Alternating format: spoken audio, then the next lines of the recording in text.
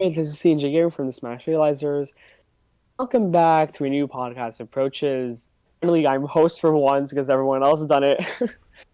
Anyways, I'll just pass it on to. Hello, you wonderful people.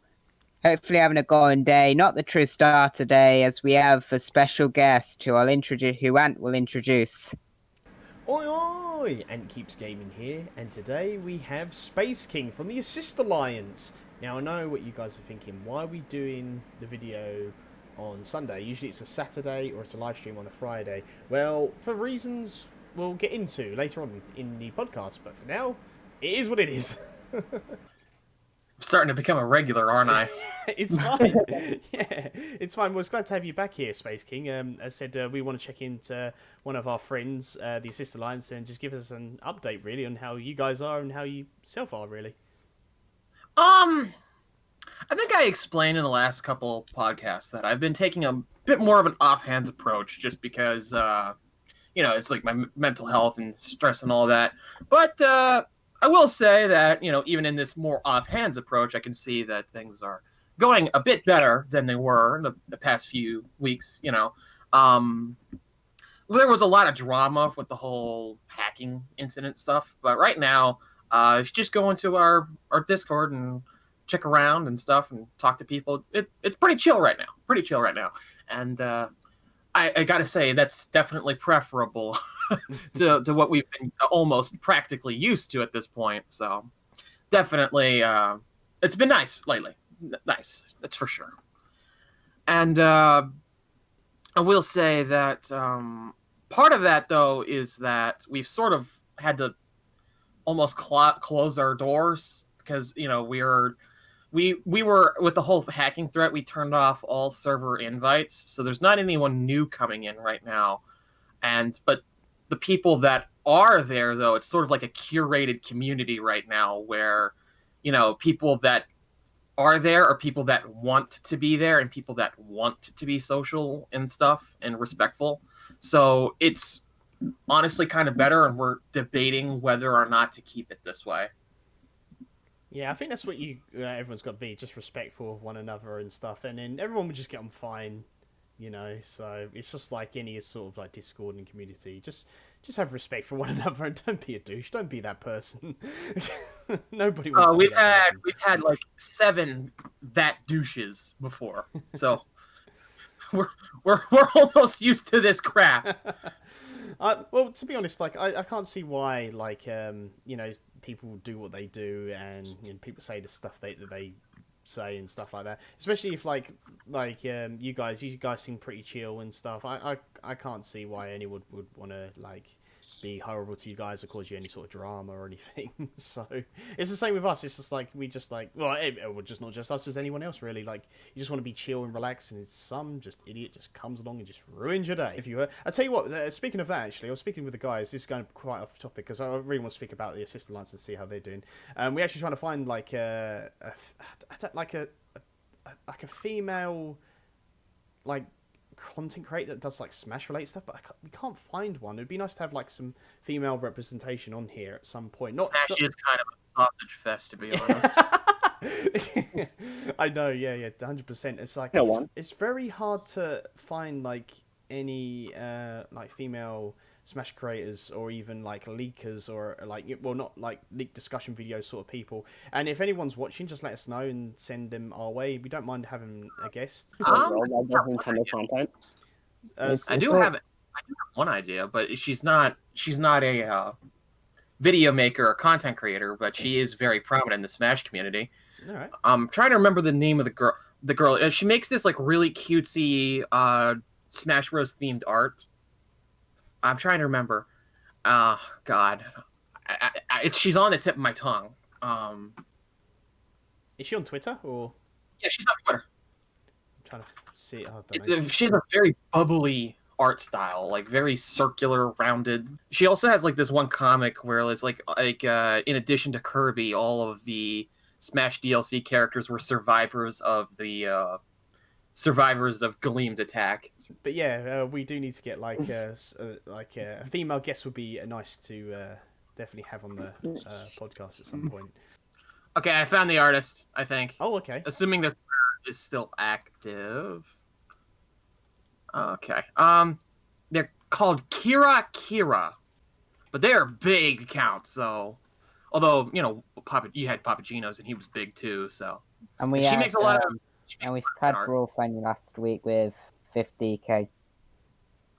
Yeah, Brawl Fan last week, yeah. Oh, I see. So Kira, I might follow her. Oh, Jesus Christ, yeah. Wow, you follow her already. Do I? Yeah. Half the Smash community follows her. Jesus, that'd be good to get her in. Honestly, I probably followed her. I didn't even realise knowing me. Oh, nice art. Yeah, well, I follow her as well. So maybe we'll maybe can try and get her on if we can. So yeah, that'd be cool. Yeah, she's a big corner of the Smash community. So yeah, for sure, definitely if you can get her. Oh, that's be cool. Kira. The reason I knew about her was because she made this really cutesy artwork about because Xander Mobus voices Joker and as well as the announcer for Smash. So she made this really cute comic about Joker scaring Pichu because he was speaking in the announcer voice. It was really cool. Yeah, we definitely got to get her. That's interesting. Thank you for recommending. As I said, if anyone else has got any guests to recommend us as well, just let us know in the in the chat right now or in the comments when this video goes up. So because we would like to get more different guests, and if there's certain guests you guys want us to get, we'll try our utmost best to get them for you. So, but yeah, thank you for that. Yeah, C&J does. Somehow, C&J's got this way with people and just managed to get anybody for some reason. It's crazy. Have ties to a lot of people who know a lot of other people. So yeah, well, yeah, that's great. So, all right. So so back to you. As I said, Space King, is there any other thing you want us to update about? I know we said we got that thing later to talk about. We'll talk about that. That could be our main topic for today, really. So. Is there anything going on? Any other updates? Anything? Any events going on with you guys, or any live streams or anything? Well, I've been streaming the Persona series lately, which has been fun. But that's more so my personal side of things, not really the Alliance. But as for Alliance content, there is an art project. It was put on hold, but now that we're back into a sense of normalcy, that's gonna go down for sure soon enough. We're gonna support that the artists that work with the Alliance. Beyond that, not a whole lot actually. Oh, good. So, what about Sonic Link? Because I know he was on here last time with you. How's he doing? He's doing really well. That's good. Because we one Alliance big guy has been going through trouble like me, you kind of suck if there were two of them, right? So, he's helped me a lot with Golden Sun shitposts and keeping things sane. Yeah, all around lately, it's been kind of good. Good. Yeah, it's been good for us. I said we just keep doing the podcast. That's all. Hopefully, we're gonna do a tournament soon with you guys as well. It's the podcast bros versus our community, or the podcast bros versus the world. It sounds like a really good one. I don't know when we're going to do it, guys, but we're going to arrange it with you because we've hit 100 subscribers on our channel, which is really good. And we did say we was going to do some sort of tournament. We might do it all the time when we hit another milestone, another tournament or something else. We're not quite sure, but I think this is what we're going to do for the 100 subscribers, so which is awesome. Okay then, so other than that, we're going to move on to that was the very first topic, but the very first topic is Funky Kong and Dixie Kong, and a lot of DK carts have been added to Mario Kart Tour. I've got really not much to say. I don't play it, so I don't know if anybody else wants to jump in quickly for this and talk about it. I mean, I feel bad for King K. Rool fans. That's all I really have to say. I talk about it. I know a little bit about it. You're gone, CJ. Okay, so Mario Kart Tour, the inferior version of Mario Kart on mobile. Hooray! So, yeah. Hooray! Microtransactions.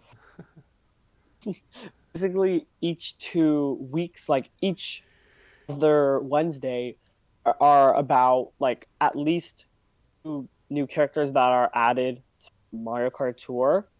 And each Wednesday, on each week, a specific character that is the rarest that week, and you try to get him.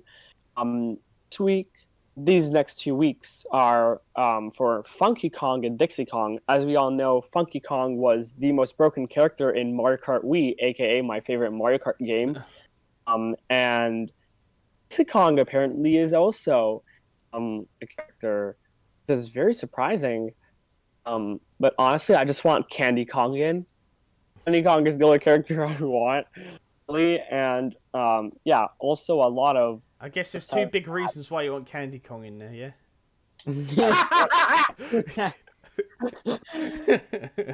Oh no. Yeah, but that's just what I have. So what do you guys think? Although I will say one thing. It is nice seeing updated HD models of the DK crew, that's cool at least. But it's just like, can you just Nintendo? Can you get off your asses, thankfully, and just make a new DK game for Switch, please and thank you.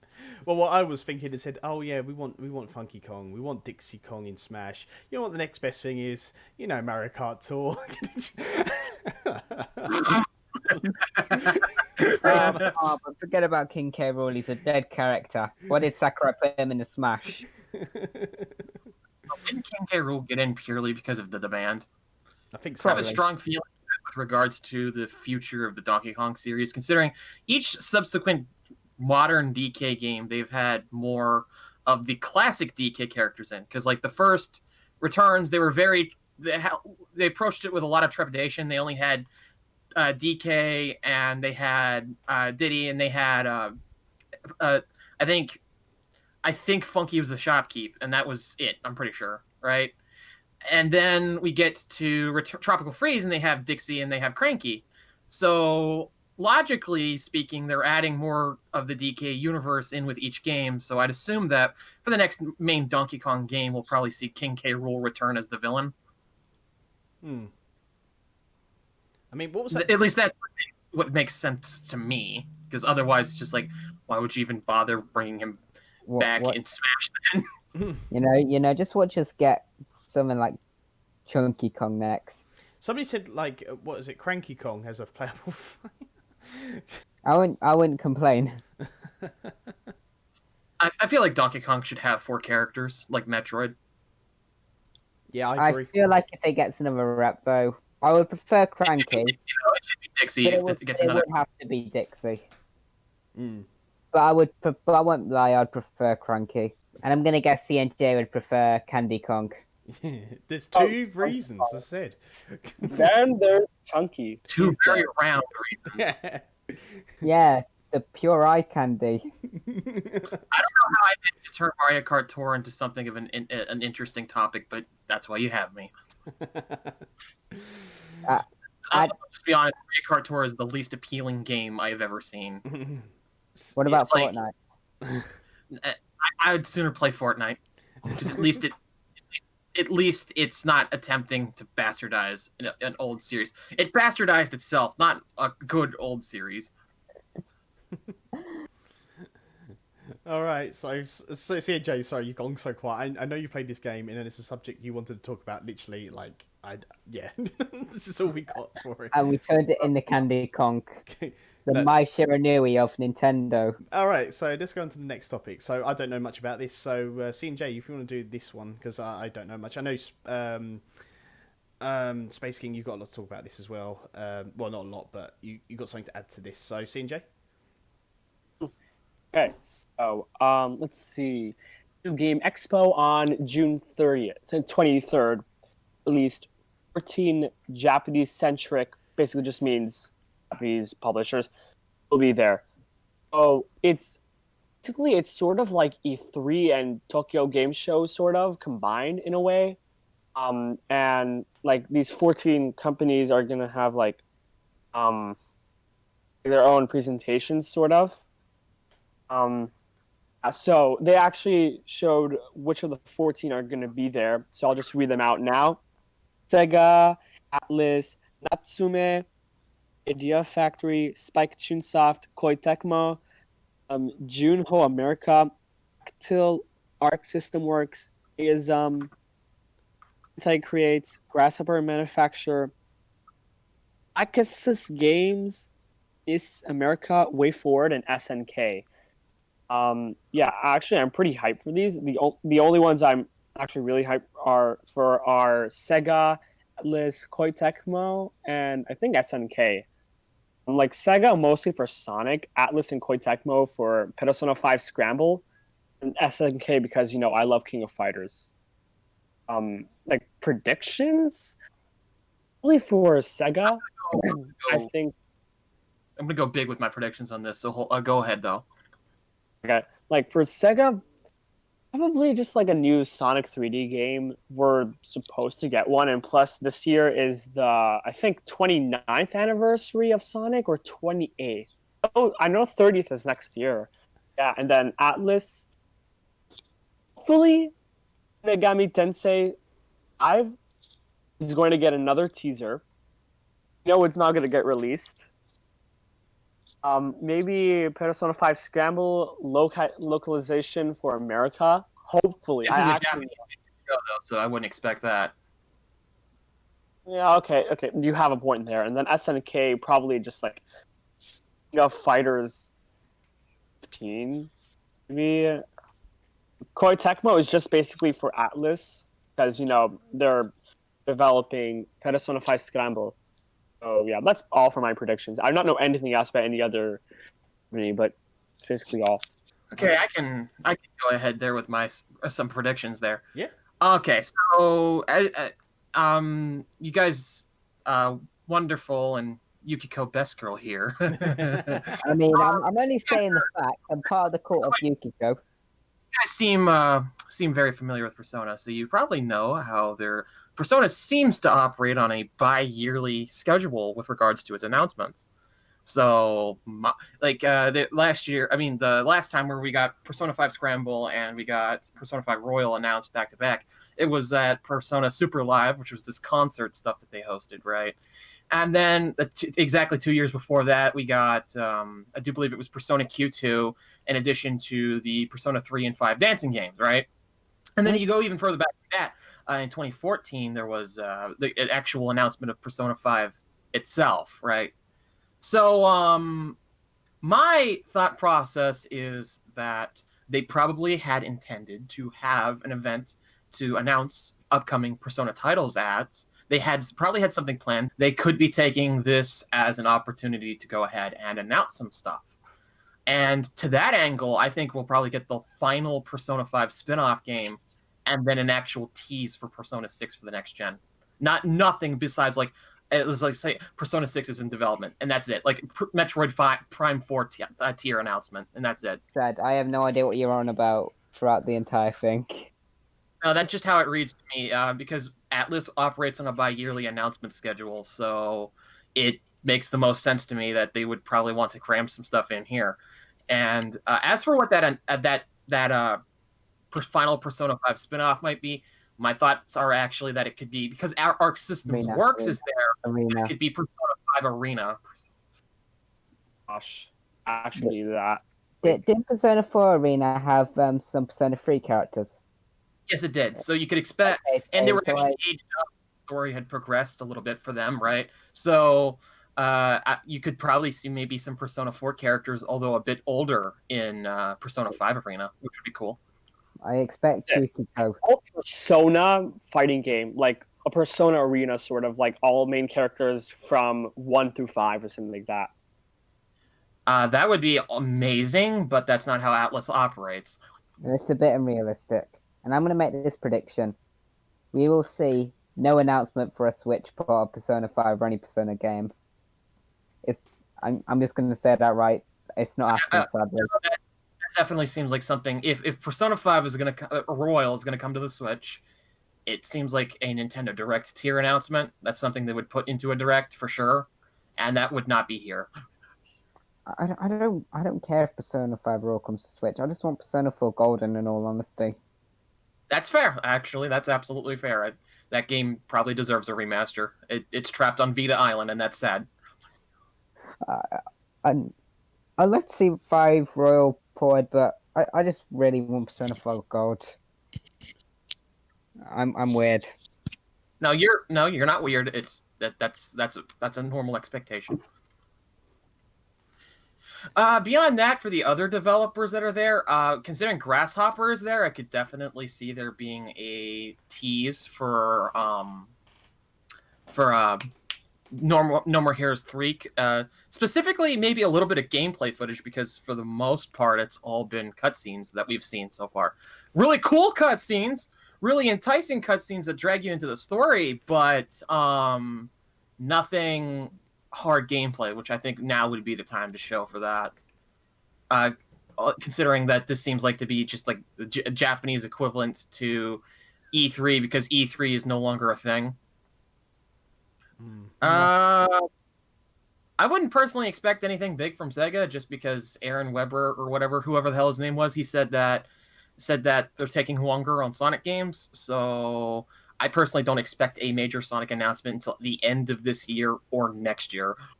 NIS, I don't care about them. They can burn in a fire. Koei Tecmo, I don't think we'll see anything big. Maybe just a scramble tease for English. But again, I don't think so, on the grounds of that being, a Japanese event. Spike Chunsoft, I'd like to see something on Professor. I'm not Professor. I'm thinking wrong developers here. I'd like to see something on an English announcement for Yokai Watch 4, but that's not happening. I think that series is done in the West, because it's just not panning out. For the other devs, I honestly have no idea what to expect. Let's see. SNK, no clue. Way Forward, probably something Shantae related.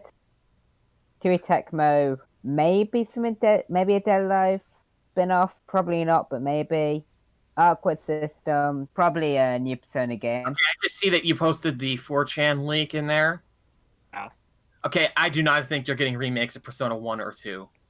I do not think that's happening. I do not agree with this leak. This fake leak. But I do think that Persona 6 is a brief teaser, and the final Persona 5 spinoff are both absolutely possible.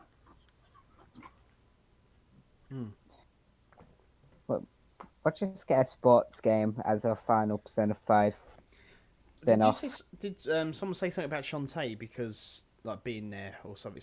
Way Forward's one of the companies listed. Well, don't forget there was that thing going around. This is kind of like a subtopic. I haven't much to say because I couldn't find the original post, but there was a thing going around the other day on Twitter about Shantae 5. So maybe some gameplay of that or something. So I don't know. Maybe that has something to do with it. I don't know. I think it releases soon. What, Shantae 5? Yeah. Is Shantae wait, has Shantae 5 these sirens, or is that a different game altogether as well? I don't know. Oh, because like I was thinking, like I swear Sirens has only just came out and releasing another one, or like already. I'm not quite sure. So, but I don't know. But anyway, you guys can continue. So I haven't really got much to say on like this topic either. Unless you guys want to move on to the next one. We can move on to the next one, I guess. Anybody else? No? CJ? No. No? Why? No? All good? Yeah, pretty much.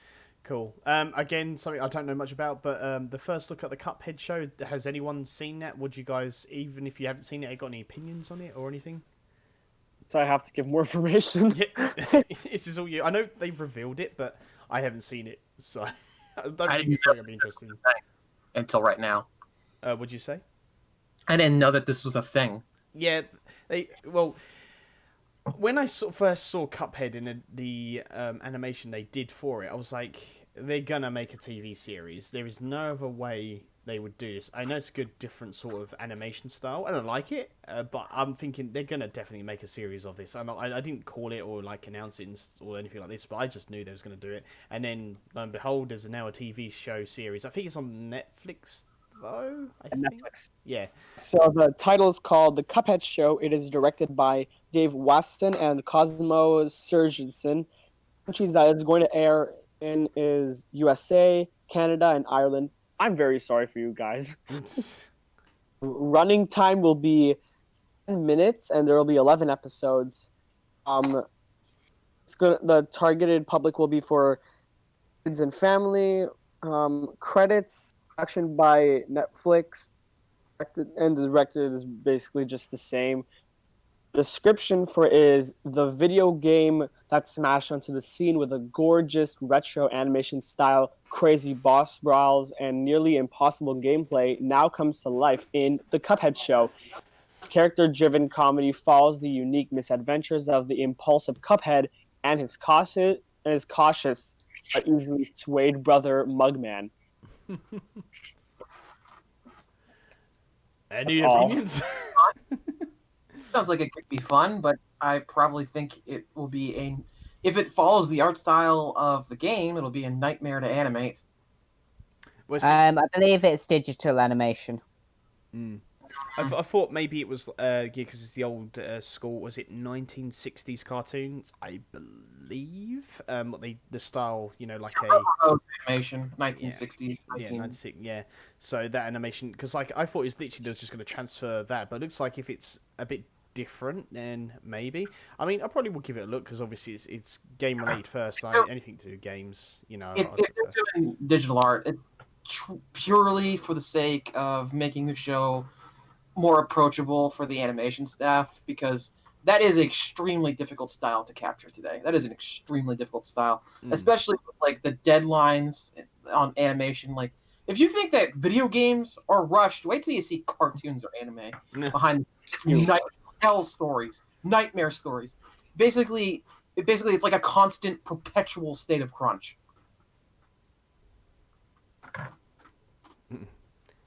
I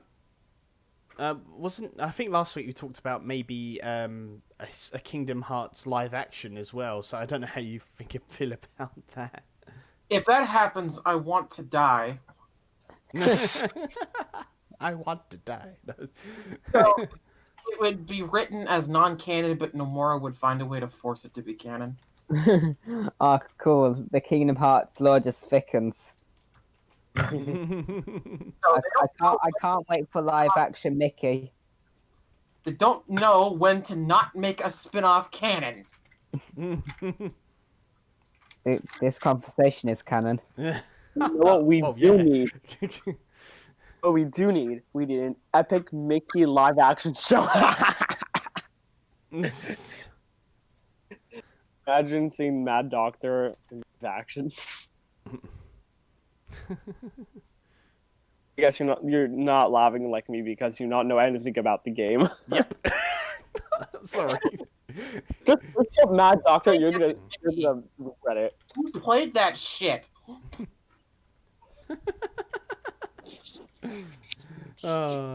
Anyway, should we move on to the next subject? Anyone else got anything more to add? Sora's overrated, don't at me. Don't at me. Yeah, at him. WAHluigi Smasher, WAHluigi for Smash, and WAHderfulGoldenStar on Twitter. I mean, at me if you want, it just gives me more publicity. Alright, cool. So, the next, big thing, Pac-Man turns 40. Pac-Man in Minecraft? I don't know about this. All I know is Pac-Man turns 40, so happy birthday, Pac-Man. But in Minecraft, I don't know about this. So, CNJ, did you get this, or was it WAH? I think it was you. I got it. Oh, you got it. So tell us about WAH, because I don't know much about the Minecraft. Well, if you look at things to talk about, it's just skins in Minecraft. That's literally all it is. All it is. All right. That's still interesting, though, to have like a Namco. I mean, they've done, like, obviously they've done Mass Effect, but it doesn't mean, like, Commander Shepard's come to Smash. That would be stupid. Yeah, I know. The thing is, it's like, you know what people like? He said, I'm going to do a thingy on this. Obviously, it means, like, Minecraft's coming to Smash because of this. Can you imagine? Oh my god. Sakurai sitting next to chairs that confirms a character. Yeah, exactly. So, CNJ, anything to? Yes, First of all, happy birthday! Yay. Let's see. Okay, this might actually be weird, but Pac-Man and the Ghostly Adventures series, the show and the game franchise, it's my fourth to favorite franchise of gaming of all time. I do not know why. I just love it so much. It's just a funny thing to talk about because almost everyone I know hates Pac-Man's design from Pac-Man and the Ghostly Adventures, even though it was a pretty good show, but Are you sure? I'm sure I don't almost everyone. Everyone says Pac-Man is good, except this kind of Pac-Man. Seriously, I think in my opinion, Pac-Man and the Ghostly Adventures design should have been the design for Smash 4 and Ultimate. In my opinion, it's a little bit more more popular and famous than the design we have Pac-Man World, I think. It's Pac-Man Wii. I like the Ghostly Adventures design, and even I feel offended by what it just said to MJ. I like the Ghostly Adventures design, but why would you want that as the main design in Smash? I thought it was just going to be just a round Pac-Man in Smash. Oh, wonderful, beautiful. The pizza we could have gone slice. Pacopolis as the main stage with Silly and Spiral as guests or something, and probably the president or Betrayus in the final Smash. I don't even know what that would be. Wait. Are they even spirits in Smash? What, the ghosts? No, like the characters from Ghostly Adventures. No idea. Hold on. No, that's not true. If it is, I'm just gonna. I don't think they're even spirits. Adventures. Oh no, you're googling it. Spirits Smash. Oh my gosh. Is Not gonna be spirits.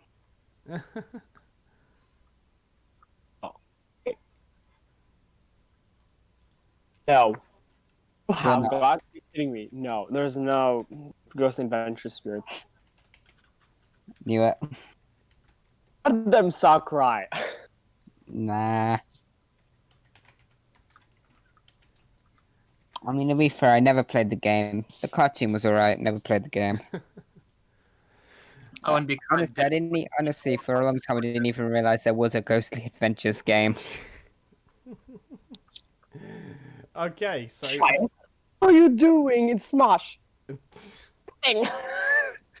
if the Ghostly Adventures was the character design that they picked for Smash 4, I wouldn't have bought Smash 4. I mean, I'm pretty sure Sakurai said he wouldn't have added Pac-Man if Namco were trying to force him to go for the Ghostly Adventures design. Just an alt. Just an alt of it. I Miss would hurt. Pac-Man. I mean, let's have a note of Sonic Boom Sonic. All right, so are we gonna move on? Probably That's should. Yeah, we've just gone on a tangent with this. All right, cool. Sorry if I'm a bit distracted. Pac-Man, there, I said it. That's all I need to say. I'm done. And people are messaging me, sort of trying to go away. I'm trying to do a podcast.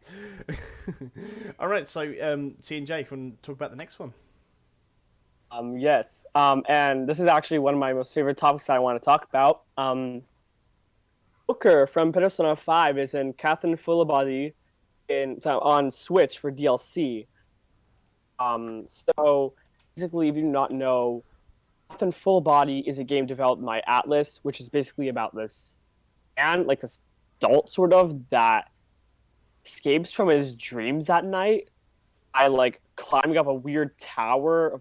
It's like a puzzle tower sort of. It's the weirdest thing. Yeah, I know what it is. I've seen gameplay.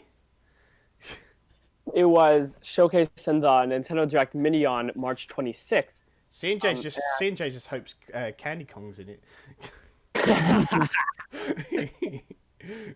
Anyways, so it is coming out. I forgot the date. I think July 17th or something like that. Just in the comments if I may not said that wrong, guys. Anyways, there was a trailer on Thursday night. Actually showcased Joker Persona 5 DLC for Catherine Fullbody on Switch. knew he was going to be DLC. So he was DLC. He was released already for the PlayStation 4 version, not for Switch. And I actually thought that he would be DLC, but we actually got a trailer, so my theory was correct. This is the question. We have Joker DLC for Catherine Full Body. Joker's in Smash. We are So- not, we are not getting Well- Catherine for Smash. No, Joker- not that. Wonderful. Rock sessions.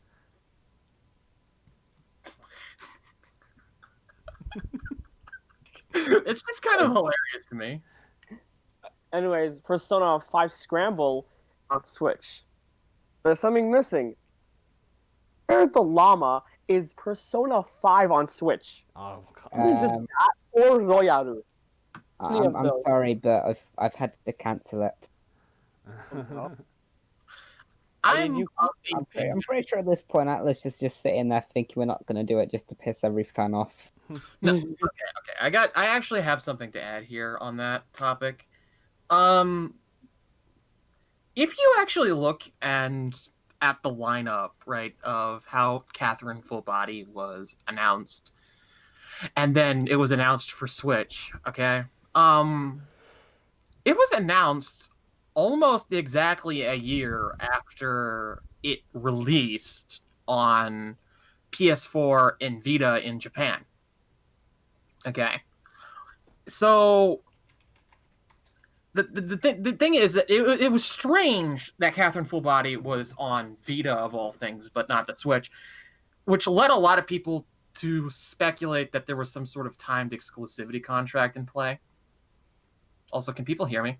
They can hear you, yeah. Yeah, we can hear you. Okay, because it was just dead silence. Okay. Which led a lot of people to assume that there was some sort of exclusivity contract in play, which was a fair guess, given the presence of a damn Vita game in 2019. So, but then exactly a whole year later, then we get the Switch version announced, which suggests that if there was a contract in play, then it lasted for almost exactly a year, right? So then, could the same be true of Persona 5 Royal? Might we see a tease for Persona 5 Royal on the Switch exactly a year after it released in Japan? So that would be like September of this year. We could see a tease for Persona 5 Royal, which would be about exactly a year after it released on PS4 in Japan. That would make sense to me. That would check out to me, at least. And then here's a question for you. Why not Persona 5 the original? I don't think they would do Persona 5 the original because that's just not good business sense. That would be embarrassing, actually. Both as a bundle. That would be pretty What? cool. Why would they do That both as would a bundle, though? That would be downright embarrassing because, first of all, Persona 5 Royal is the more critically acclaimed one of the two. Second of all, it's the one that has the larger room for growth. If you go into the commercial statistics on Persona 5 Royal, in Japan, Sega said that they were disappointed with the sales of Persona 5 Royal in Japan. And you know what's the biggest way to mitigate that? If it had come out on Switch. Because the thing is, Persona 4, it got a handheld version. Persona 3, it got a handheld version. Even 1 and 2 got handheld versions. 5's the only one. 5's the odd duck out. And there's no way they're going to do a Vita game in 2020 because, especially a high-budget Vita game like a Persona 5 Royal port to Vita would be, right? That's not happening. There's room for growth, and if there is some sort of exclusivity contract, then it's probably nearing its end because of how Catherine Full Body played out. So my personal opinion is that the most likely time that we could see Persona 5 Royal finally hit the damn Switch, or after like literal years of demand, because this is probably the single most requested Switch game of all time at this point, probably. Although there is an argument for Nier Automata as well. But anyways, it's probably the most requested Switch game of all time. There's room for growth, and if there's a contract, it's nearly up. So I see it more so as an inevitability rather than a possibility because, they keep talking about it. It's just like, oh, we're pushing for it. We want it to happen. The people in Atlas USA, right? The thing is, that if they weren't making headway, then why on earth would they say that, right? Like, you don't like get a band together, get on stage for a concert, right? And then you ask the audience, you say, are you ready? Or you want an encore or whatever? It doesn't matter if the crowd's not that crazy loud. You're just not going to get off the stage. You're going to do the work, right? So, in my opinion, it's just like, the fact that they've even addressed it even a little bit suggests to me that something is going on for sure. And I think that it would probably be for the best, because the thing is that if you go into the history of other Japanese series that got really big in the 7th generation and the less so to the 8th generation, go into the history, a lot of them were a series that had been just PlayStation exclusive for no good reason, like Devil May Cry. And then it comes to the next generation, Devil May Cry 4, it makes the pilgrimage to Xbox 360. Final Fantasy 13. I hate that game, but it was really big because it was both on PS3 and Xbox 360. Okay? And there's a ton of tiny little series like that. And then in this generation, we see it with like Yakuza. That's a pretty big series. And it was just on PlayStation for no good reason. Then it comes over to Xbox now, finally. Kingdom Hearts, same story. So I just think that a lot of these Japanese developers, that they have established audiences, they're now looking for ways to grow. They're looking for ways to expand, and they see the other platforms not as something to be afraid of, but something to look into and expand with.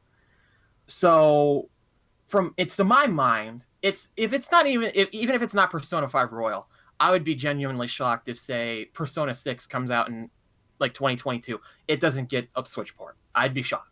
I'd be genuinely shocked, especially considering the mentality of Sega as well, because Sega owns them. Sega are the guys that said, let's put Yakuza on everything, right? They're the guys that said that. I'm sure not the developers. And you even got weird ports like Valkyria Chronicles. That was a PlayStation exclusive series, I'm pretty sure, right? And Valkyria Chronicles 4 came to the bloody Nintendo Switch and the friggin' Xbox One of all things. And that's a Japanese series that has absolutely no presence on the Xbox, right? So I definitely think that there is an extremely strong case to be made that Persona, it's an inevitability. It's a matter of when, not if, that it finally its mainline entries branch out to other consoles. And I think that we're going to see it soon. I think so. Especially considering, Joker is practically like a Switch icon without being on the Switch proper. If you think about it, he's in Smash. He's in Catherine. He's in Persona 5 Scramble. He's in Tokyo Mirage Sessions. This man is a Switch icon without actually being on the Switch. There are people that would literally sell their left nut to get this game on the Switch already. So just do it. Just get off the pot. Stop talking about it. Do it. And I think it's going to. I think it's going to happen eventually. I think you're right. I think it will eventually happen. As I said, the question of when. I would love 100% to play Persona 5, but I don't want to play. I don't want to get it for PlayStation. I want to get it for the Switch, and I bought it on the PS4, Persona 5 Royal, purely because the world's ending and I've got nothing better to do. So I finally have the time to play it. Right, that's the reason I didn't want to get it on PS4 initially, was because I don't have time to sit down in front of my TV for 80 hours, right? Well, now I do, so okay, fine. Well, I'll double dip. I'll double dip if it comes to Switch. There's a game I do recommend to you that you should definitely try out, and it will keep you entertained for hours. It gets a bit slow at the beginning, but once you get into it, it's very good. It was Raid Shadow Legends. Raid Shadow Legends. No. I would be dead. It basically a game called Grandia. It's one of my favourite games of all time. Great story. It's a bit slow at first, but once you get into it, it's really good. And I suggest anyone. It was for the PlayStation 1, but it got remade for the Switch. Great game, great story. I think you enjoy it, Space King. Okay. So look into Grandia, and anyone else. Literally, I'll keep saying it. Grandia 1 and 2. It is a really good game. Really good. So what was it again? Grandia. I didn't quite catch that. Grandia. Grand, yeah. So grand, and then IA on the end of it. Like, I think I'm constantly missing you. I think I have to say it a few more times. Nah, I don't think I will. I'll just send it to your DMs. I couldn't tell, first of all, because your mic it cuts out sometimes. So I'm not quite sure if it's like kind of like I'm not quite sure about this. Oh, another thing I should mention also.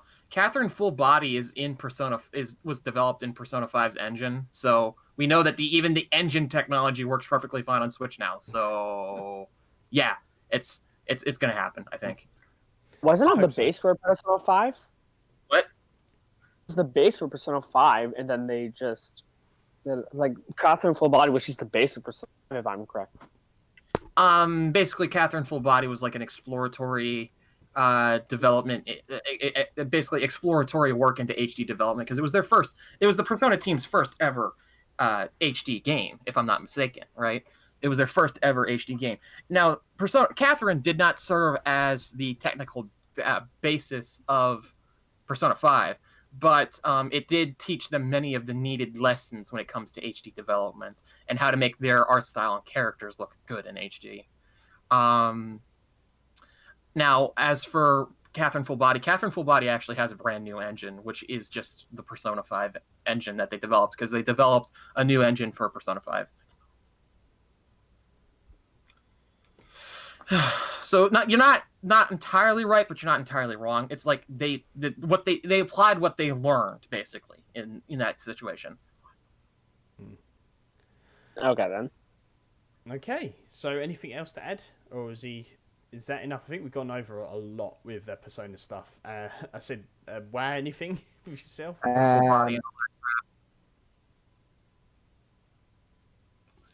I'm good.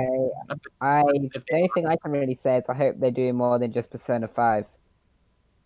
They need to, sure. I will keep saying this because I know they probably won't do it, but give us Persona 4 Golden. I'll keep saying it because I know they won't do it. Or Golden Remastered. I think it could happen. Put it on Switch, put it on PS4 as the ultimate final version of the game. That would be cool. Listen, I'm going to constantly say it won't happen, so I'm not disappointed later on. Right, so let's move on to the next topic, which is the Sega gives Sonic games more development time for better quality releases. Now, I saw this thrown about on Twitter, but C&J, you pulled it to our attention like more when you it's all C&J basically today, because actually I don't know. Was it sorry? I'll be right back. I'm going to the restroom. No worries. We'll catch you up when you come back. So with this. So, if you want to go into it, CJ, you've got the link on you, haven't you? I'm going to try and get the link as well so we can go for it together. So, go ahead, CJ. Okay, so, basically, Sega gives more development time to, like, the Sonic team's developers, like, for making Sonic games, just so they can make, like, better quality games. Like, in the past, ever since I think Sonic 06, has been going down, really down, like downhill, stuff like that. Yeah. Like Sonic 06, complete failure. Well, and you have like Sonic and the Secret Rings that had a terrible quality, and then Sonic Unleashed, just the Werehog thing, even though it's my favorite Sonic game. I do not know. Generations, I do not even know. Sonic Lost World, I think it was just that it was a Wii U exclusive, and then Sonic Forces. Yes, Sonic Forces is just. I could see what you mean. I was going to say, I could see what you mean with like Sonic Forces. They had the concept there to make your own like Sonic OC character, which was great. There was something different which we needed. We needed something like that. But the only problem is classic Sonic. I love classic Sonic and I love the Sonic universe, but welcome back, Space King. Brought nothing to Sonic Forces. Literally, you could go through the whole of that story with just normal Sonic, and it wouldn't make a difference. So, I mean, I might be wrong, but that's just my opinion, and I know a lot of people have said that as well. I think the best game of Sonic recently that has been released lately is Sonic Mania. What's that? Yeah, if you said Sonic Boom, I would have came to your house. No, I hadn't even played Sonic Boom. I did. Sonic. That game is literally like Sonic 06 2.0 or something like that. See, Sonic Boom Rise of Lyric is the worst game I've ever played. what's that? Sorry. Sonic Boom Rise of Lyric is the worst game I've ever played, unironically. Cool, put it to the Switch. No. So I was just we was just talking about Sonic and like Sega gives Sonic games more developed time for better quality releases, and they really do need a win with Sonic games because, as you said, C&J, and I completely agree. I don't know the time frame, but that's kind of looking like that sort of time frame since Sonic 06. The Sonic games have been dipping and haven't been up to scratch of the quality of the games. I said before, Sonic Forces is good with the music and also what they were trying to go for with the customization of the OC characters, which hasn't been really done before in a Sonic game. But they should definitely kept that concept, and they should have, done a lot more with that. And think if they had a bit more time, it would have been a bit more better than what it was. But Sonic Mania was amazing. Like, you compare the both, compare them to each other. Sonic Mania is obviously the better one of the two, 100%. Especially when Sonic Mania was designed by like fans that was once fans of Sonic, now creating for Sonic. But it's a shame about Sonic Forces, and we need like either a remaster. I think a remaster of both Sonic Adventure 1 and 2.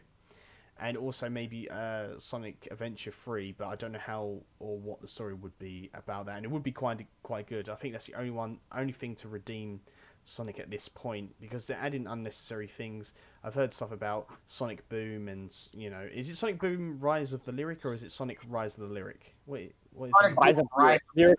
Yeah, Lyric is just like the final boss, sort of. It's singular. Oh, I don't need to know. I just need to know what the title of the game was. Rise of the Lyric. I heard that was bad. I heard. Okay, so I've heard Colors was bad as well. I think somebody said. Colors what's wasn't that? bad. It's just that people are turning against it in recent years because Sonic fans are wishy-washy. Mm. You did not see anyone shit on Sonic Colors. They were saying that's the one good one when it came out, and it was like that for years. Yeah. And then it just started up in like Happened. 18 people started randomly hating on that game. Mm. No, I promise you, it's good. It's really good. It's just that we're very critical, very cynical. People are saying that Sonic Unleashed is great. I'm just sitting there thinking, no, it's not. Unleashed, Terrible. from what I've heard, Unleashed is half good, half bad. Day segments are pretty good, then the night segments are the werehog. Personally, Right. like Sonic Unleashed is my favorite game. Only version I've played is the Wii version, which is like probably the third best because PlayStation 3 and Xbox 60 is just, oh my gosh. Hmm. Probably Anyways.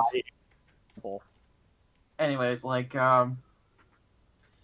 Sonic, it's been a rough decade for Sonic, honestly, because you went from Colors, which was 2010. That started off the decade. That was good. That was really good.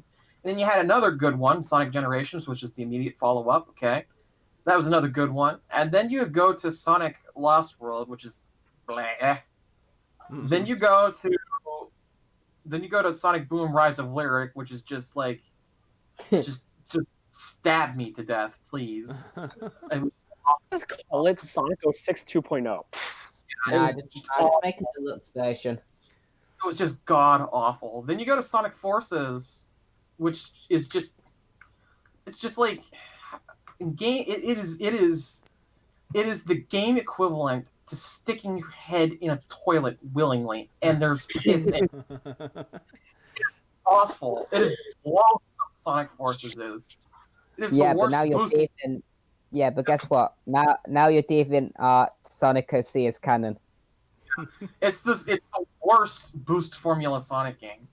So then you go to Team Sonic Racing, which is the worst Sonic racing game, which is just wow. You managed to ruin even the spin-offs. Okay. So it's been a really bad decade for Sonic, and the only major highlight was Sonic Mania. Excluding Generations and Colors at the beginning of the decade.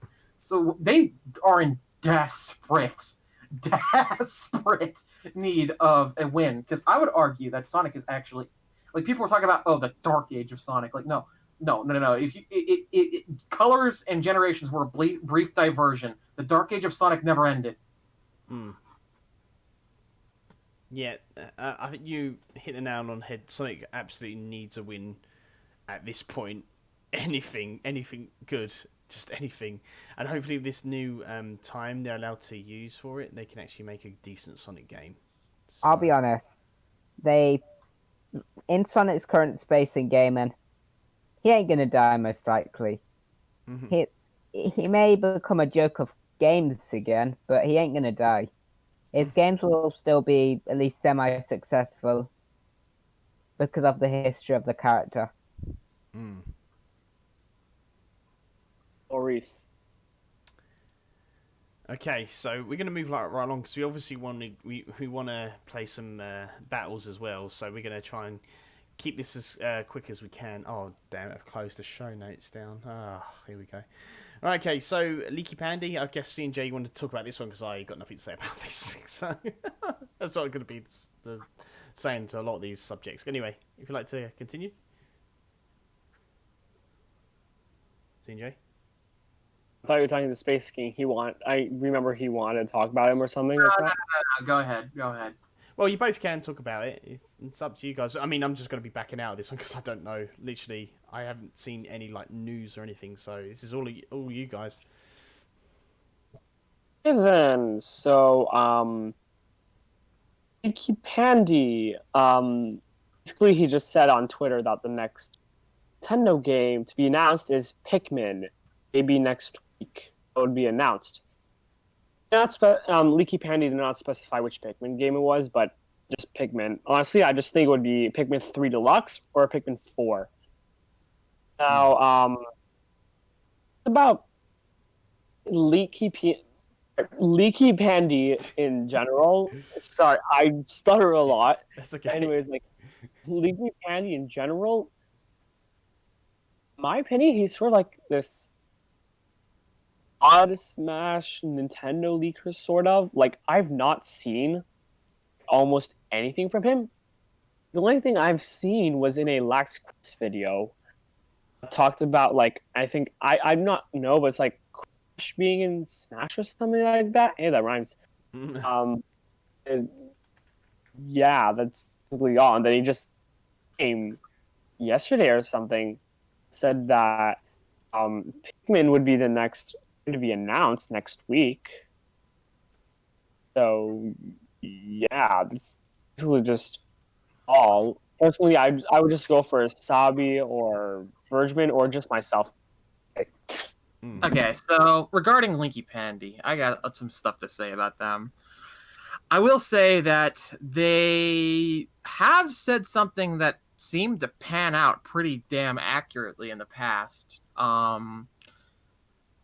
Okay, so near the beginning of the Smash Ultimate DLC train, they actually said before Ultimate was released, they said, "Oh yeah, for sure, the next DLC character will be at the Game Awards, right?" And it was Joker, but the thing is, they said that basically they said that there was a change of plans. They were originally going to do a Square Enix character, which we knew that there was a Square Enix character later down the road. It was Erdrick, or well, the Dragon Quest hero specifically, and basically they said that what had happened was that pretty much Dragon Quest XI sort of got screwed over on the basis of like some political activism against the game. Because if you don't know, Dragon Quest's composer, he is a Holocaust denier, as well as like very staunchly anti-LGBT, which that sort of nasty shit can't really fly today. But Square Enix has to just bear with him because he owns the copyright on Dragon Quest. And so when it came time for the Game Awards to go down, Dragon Quest XI wasn't present at the awards ceremony, basically at all, which lined up pretty much exactly with what Leaky Pandy had said, that there was going to be a Square character and didn't pan out because of political stuff surrounding the game. Makes sense. Makes perfect sense. But then we get to, how it eventually did pan out, which was that there was a Dragon Quest character. And they said that it would be a Dragon Quest character. They actually said it much sooner than anyone else in the Smash League scene had. I mean, there was still a couple people that said, oh, yeah, there's going to be a Dragon Quest character. If you kept your nose to the ground with Smash Leagues and stuff, right? Like if you like gotten onto if you had gotten onto like what's his name?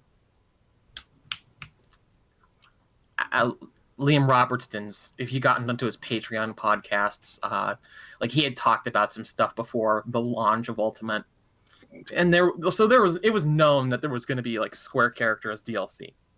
Okay, and that's where all that came from.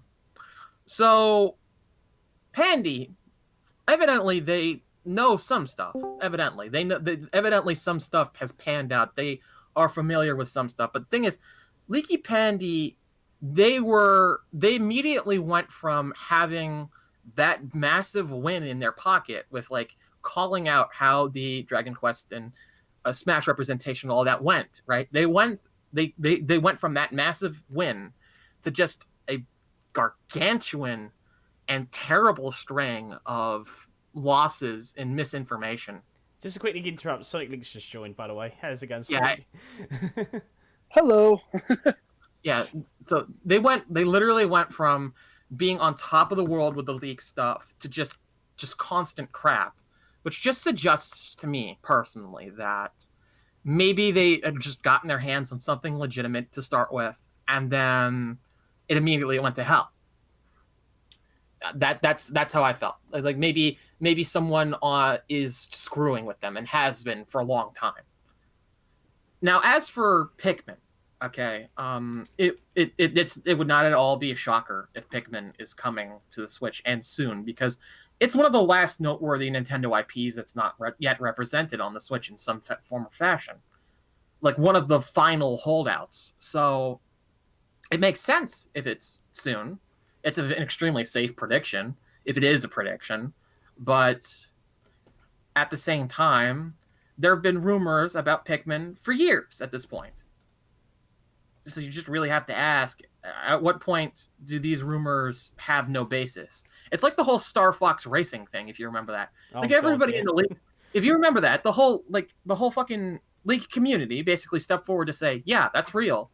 And then Jason Schreier from Kotaku, he went on to Reset Era, and he just said, no, that has no basis in reality. And it was most likely confused with the race mode that they had for Starlink Battle for Atlas. So anyways, regarding Pikmin and all that, I would not be shocked if it happens, but at the same time, even if it does happen, I don't think Linky Pandy had it legit. I think that they're being fucked with because of how crazy bad their track record is. I don't know. I don't really follow Leaky Pandy, so... I have been, and let me just tell you that 99 out of 100 times, if you see something they say, it's wrong. That's why it's just only speculate and stuff. The same with everyone else. Yeah, I remember they said something about in Bay School Kid being a boss. They said there's going to be a new Monster Hunter game for the Switch. In Japan, they announced the new Monster Hunter game, and it's for mobile. Oh, Jesus.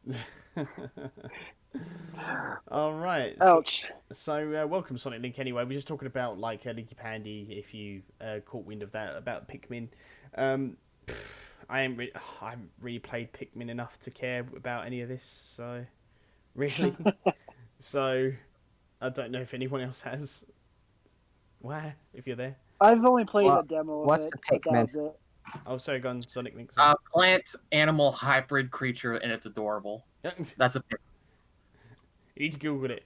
Also Pikmin fans, if you go onto Pikmin Reddit, it's just a hellscape wasteland because people are fucking starving to death on the Reddit. And they're just making stupid, crazy memes now. Oh man. Hopefully a Pikmin game comes. I do not doubt that there would be one for the Switch. It's more of a matter of when, personally, I think. because heck, it's wow, I actually forget his name. Wow, who made Pikmin? Oh my gosh, Mr. Shigeru Sakurai. Miyamoto. Mr. Man. Shigeru Miyamoto. Gosh dang it. Remember, I like- Pikmin 4's been practically done for years now. As they say, yeah, like wasn't there like an article that said that, and it was like what 5 or so years ago since that article? Something like that. And which confirms Pikmin 4 is Hey Pikmin.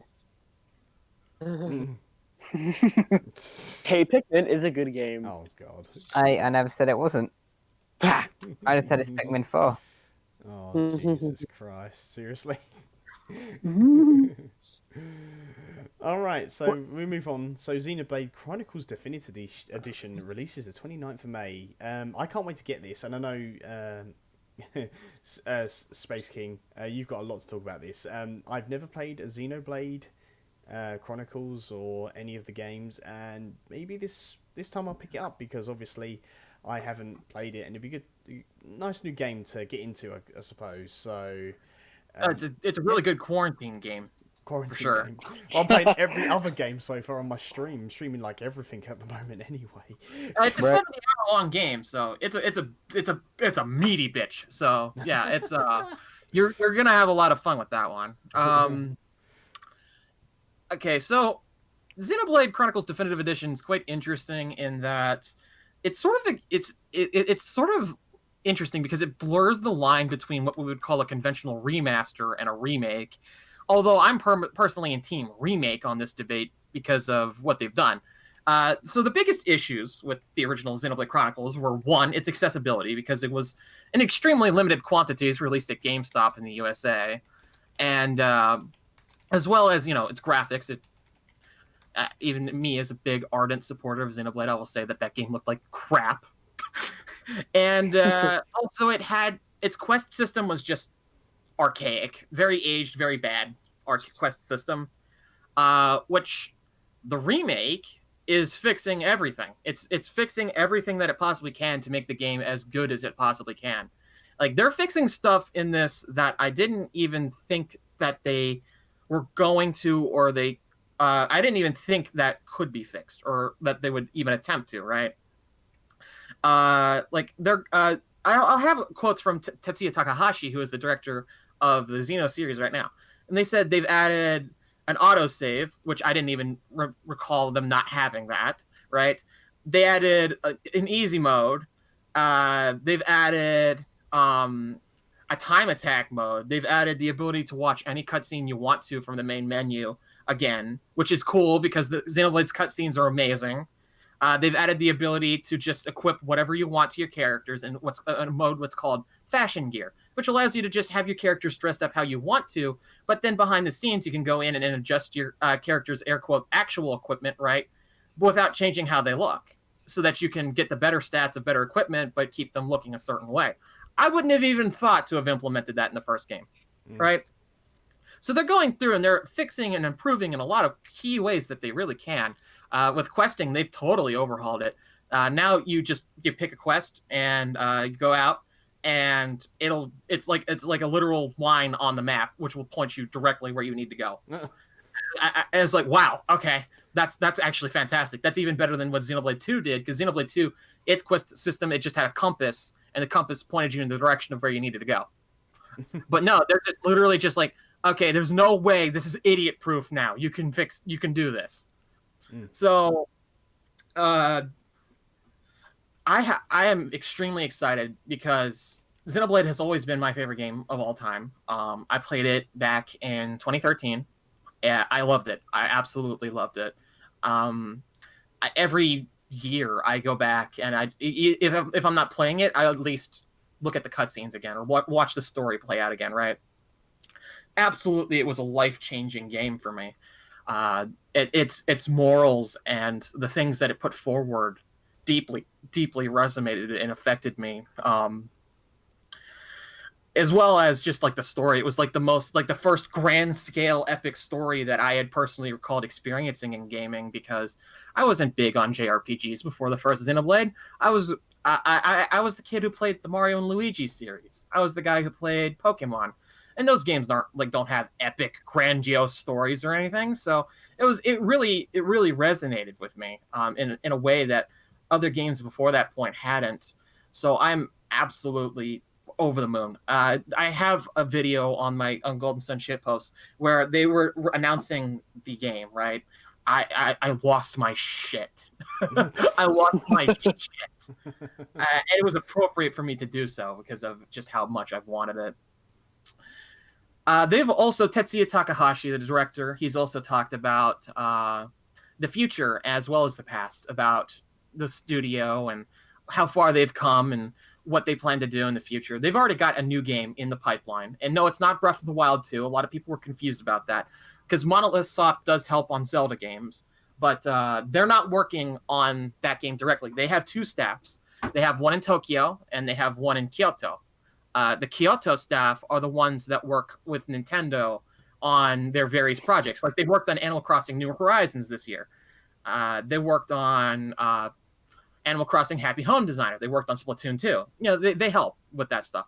That's their purpose. They worked on the original Breath of the Wild. But the Tokyo staff, they're the ones known for Xenoblade.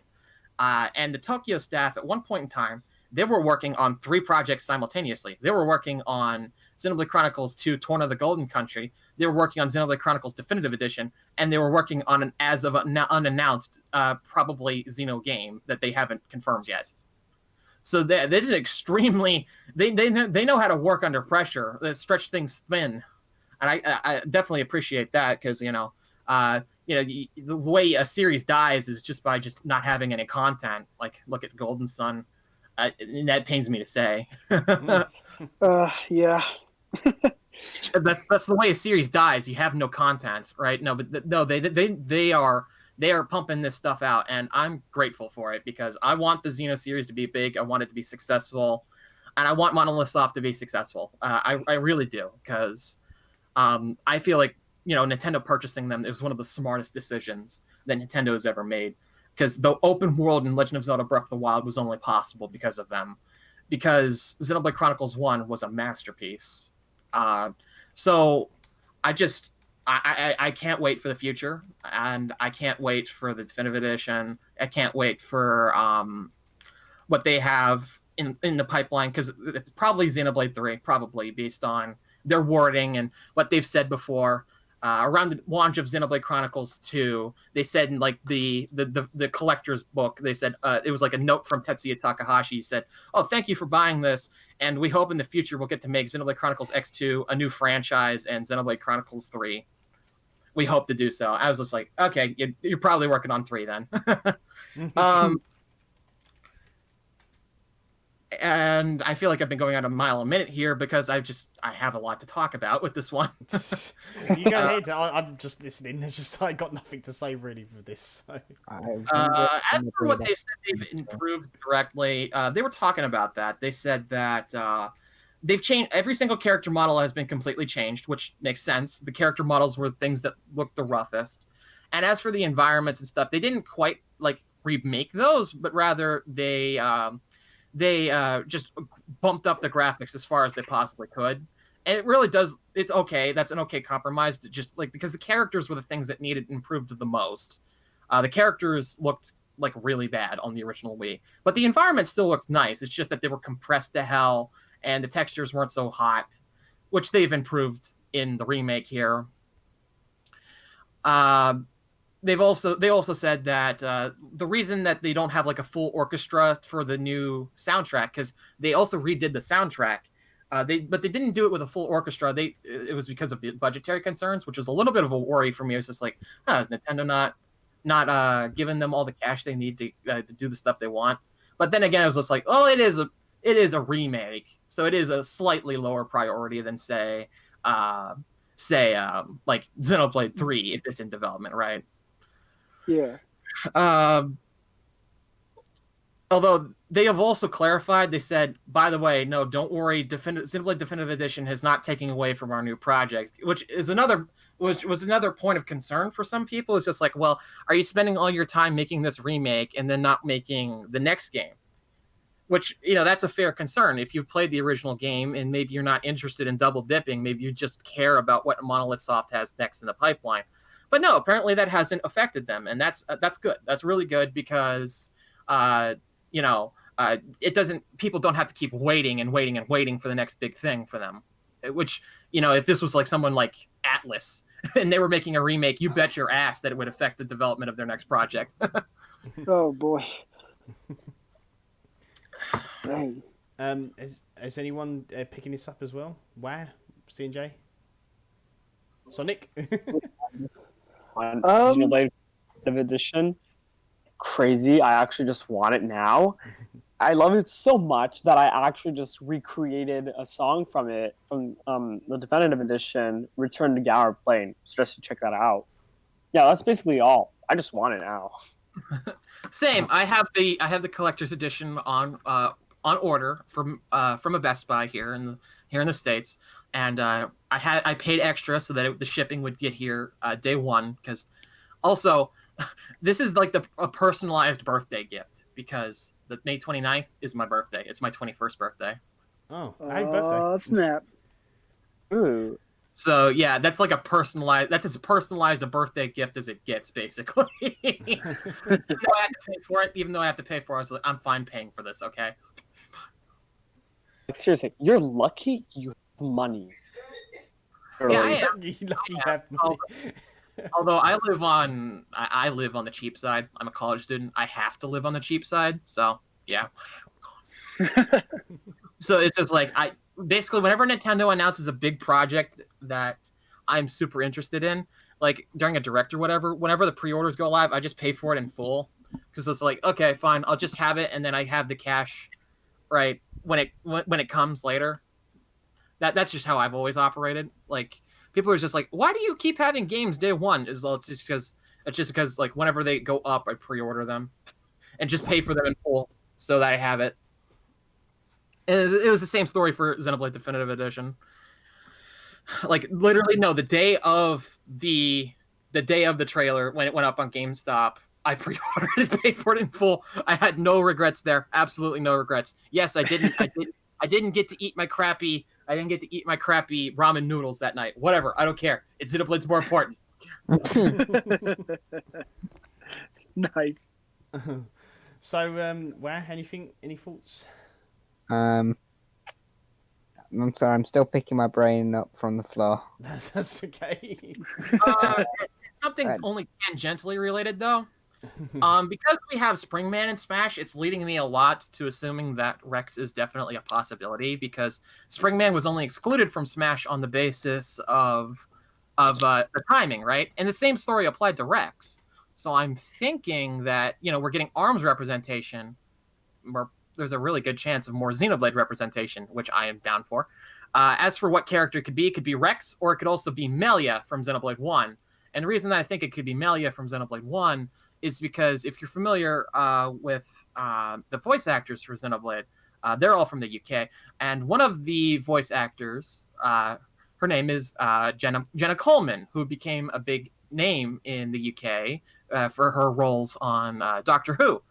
And despite that, she managed to come back to voice Melia for Xenoblade Chronicles Definitive Edition, even though there was concerns about cost. And because we'd seen this before in other noteworthy JRPGs where like a character, they do it like a remake or whatever, and a character, they became a big actor in between entries. No, so they just get recasted. No, Jenna Coleman is back as Melia.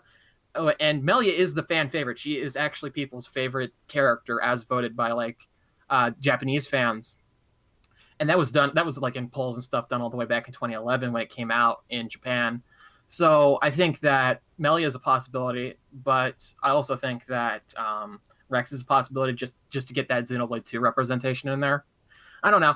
I think a Xenoblade character is a shoe-in though for the Fighters Pass, just because of what went down with ARMS. That's only tangentially related, though. With Rex, I'm very split, honestly.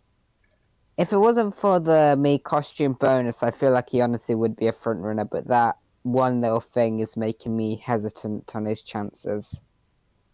Well, if you remember, Sakurai is a fan of Xenoblade, so he could probably be like, might as well try to get him in, you know? I don't mean, with think... what we're seeing with ARMS, well, again, we don't know the character just yet, but the way it sounds like, I feel like they're going to have Springman with, especially with like Ribbon Girl and a few others as alts, like how Hero and Bowser Jr. is. So... Yeah, that's the most likely scenario, honestly. Yeah. So for ARMS, so you know, if a bloody assist trophy doesn't hold, if a bloody assist trophy doesn't hold Springman back, I don't see why a Mii costume would hold Rex back. It's not the fact that it's a Mii costume, and I'm not saying they can't do it. They definitely can do it. It's the fact that it's a DLC one. That's why I'm more hesitant. But they definitely could do it if they wanted to. Although then would you be of the opinion that maybe it would be Melia for a new Xenoblade character? I have no idea who Melia is. I'm sorry. Fair. She's the most popular character from the first game. She's you could argue that she's the secondary protagonist. She's like the second most important character in the plot behind Shulk. Although, yes, Shulk has his girlfriend Fiora, but she is nowhere near important to the plot as Melia is. What's a Fiora? Okay. Okay. I need to strap you down. I need to strap you down and make you play this game now. Oh God, save me! all I know is Shulk. Well, here you go. Here's your perfect opportunity. May 29th, play the damn game. All right. So... Nah, I'll play the sequels because waifus. All right. Oh my gosh. Also, Shulk and Fiora are in Xenoblade 2 via its DLC. We're gonna move on to the next subject, but we're gonna cut out one. I want to speak about the Wonderful 101, but I want to cut that out. So we're gonna talk about it another time. I do want to talk about, if you guys want, like I'll probably get rid of this. I probably want to talk about a Smash event either. I probably want to talk about the Smash tournament and then Golden Sunday if you guys wish. So, okay. So there's a new Smash tournament announced for May 2020, and the winner gets a Fighters Pass 2 card, Splatoon 2, and ARMS, which I find very interesting because I don't know much about this, and I know obviously C&J, you found this for us. Again, you've done literally all this. Meanwhile, I haven't really done anything. I've been quite busy all week, and I know WAH has as well. But what I find interesting is it's a Smash tournament, but the winner gets a Fire Pass 2 card, Splatoon 2, and ARMS, when ARMS is coming to Smash. So, I mean, I'm just saying, you know, I just want you guys' opinions on this anyway. Don't forget, we're not, like, saying, oh, yes, confirmed. We just want to, like, opinions and just discuss this. It's all Smash-related apart from Splatoon 2. Now, do you think maybe Octolings are coming to the second Fighters Pass? What do you guys think of that? I mean, Splatoon 2 is a big game, and I've recently got it myself, and I can see why it's a huge game. And also, there's a Splatfest this weekend, so it's Ketchup versus Mayo if you guys are into that. I'll be playing it and streaming it. I believe it's starting today, actually. Yeah, it's actually like started now, because where we live, you know, UK, it's actually like 1:45, so it's actually started right now. Oh, yeah, that's right. Yeah, so I find very fascinating. So, CNJ, do you want to go into more of this? But then I really want to go into the, you know, the Splatoon thing, which is like the odd thing out of the Smash-related thing here. So, okay, well, it's just basically. Oh, actually, yeah. Okay, so this is basically just a regular tournament that happens like once every few months. It's different because it actually has like prizes. Like you literally get free games, free Fighters Pass, like Fighters Pass Volume 2, not the first one, but like it's just odd and it's actually amazing, especially during this time of you know what, cough. But anyways, I actually do have a theory, and it's sort of weird. So basically, this is actually a series of tournaments. It's like the Super Smash Bros. Ultimate tournament for like the month, year. Like there were ones for I think September 2019, January 2020, and it goes all the way back to June of last year when Hero and Enjo were announced. Like that. Mm. I have this theory. Like each time we get like this, that same month, the month right after, we get a character be released and or revealed. And surprisingly, it has actually came true. For instance, June we got Hero and Enjo revealed, where we got a lot of stuff as well. Hmm. Yeah, and also December we had one, and in January we got Byleth. And now we have one we had one in March as well. What do you know? Arms was revealed. Next one is this month. AKA, it's going to start at like May 30th or 31st. Next month, June, has been confirmed. Arms is going to be like fully revealed and released. Oh, yeah. Honestly, very interesting. I mean, I like to go to the point where the Smash thing, though. What do you guys think of that? What I said, like the whole Splatoon 2 thing is just so out of place with everything that's happening with Smash, with ARMS and the Smash tournament and the Fighter Pass 2 card DLC. I know, again, it might not be nothing, but what do you think of this sort of thing? If anyone's got anything, just jump in. I think it'd be too obvious because like your Splatoon and Smash connection right there, right? It's a bit too obvious if you're gonna have Octolings, right? Usually with Smash stuff, it seems like they're very, very, very, very tight-lipped until the last possible minute. There's no real solid indication of who's gonna be in until, well, we know, right? Yeah. So, and this is So just. I don't think it's I don't see anything personally. That's just me. If they were at Octolings or something, I feel like there would be a lot of people who'd be quite upset because it's like, sure, okay, that's a cool addition and all, but there's a lot of room. There's only so many characters left, and a lot of them got to go to like. If you're going to use this last bit here, you might as well use it to put in characters that people really want or characters that seemed impossible. Octoling is just like too obvious, right? And the reason I wouldn't apply ARMS to that is because, well, a lot of people did think it was impossible on the basis of how it had already been represented. So it was very unexpected. Although people said it was expected, no, they're lying. It wasn't. Okay, I'm going to say this point blank. Anyone who said, they called ARMS, I'm pretty sure they're lying because I don't care who you think you are. I don't care if Forza's trophies didn't disconfirm. Most people thought the series was dead. I don't care if you wanted them. 99% of the time, you thought the series was dead at the minute. It sold 2.5 million copies, did it not? So it wouldn't make sense for it to be dead. That's better than not in that way, but like dead is in the way that Nintendo was done with it at the minute. It's sold better than most of the Pikmin games, if I'm not mistaken. So yeah, there's no reason for it to be done. I mean that dead is in no one played it. I mean, yeah, the initial release is dead for sure, but the series has a future. Anyone who can test it is kind of dumb. Like, there's gonna be an ARMS 2. Let's just be real here. And guess what? In ARMS 2, hopefully, finally add Luffy from One Piece. God's sake. Sonic the Werehog. Because in Mario. Pig Mario. No, like basically, there's this like this Q&A thing with Nintendo and fans somewhere. I want to ask the question if, like, because Luffy had like stretchable arms, would he actually be in ARMS? Apparently, Steven Universe. They considered trying to get him, but they were not able to. If they actually do get him in ARMS 2 or sequel to ARMS, I would literally just scream out of the top of my lungs because I'm so happy. I just love One Piece so much. So yeah. I'll pretty much just go. Wait, who the hell is this?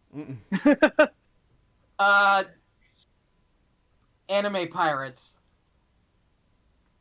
Ah, why are they pirating games? That's wrong. Oh gosh.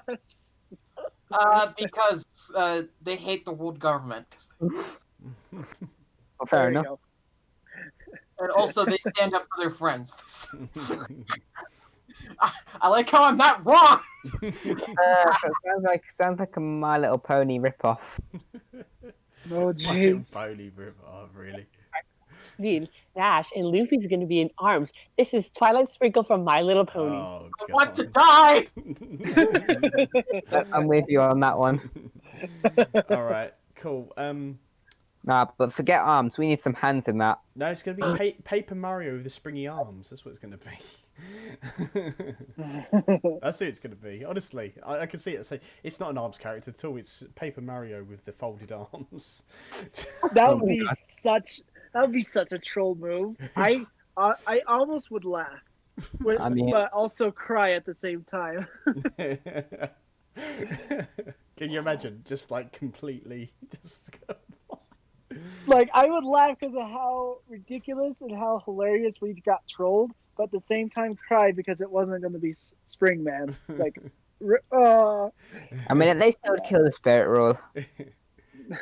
True. At least. Now, what's the arm? For You me? know what? The arm strap is just going to be Springtron. Just Oh, you gosh. Can you imagine? imagine it being Springtron. Close enough. But yeah, I really think the whole tournament thing is just a coincidence, personally.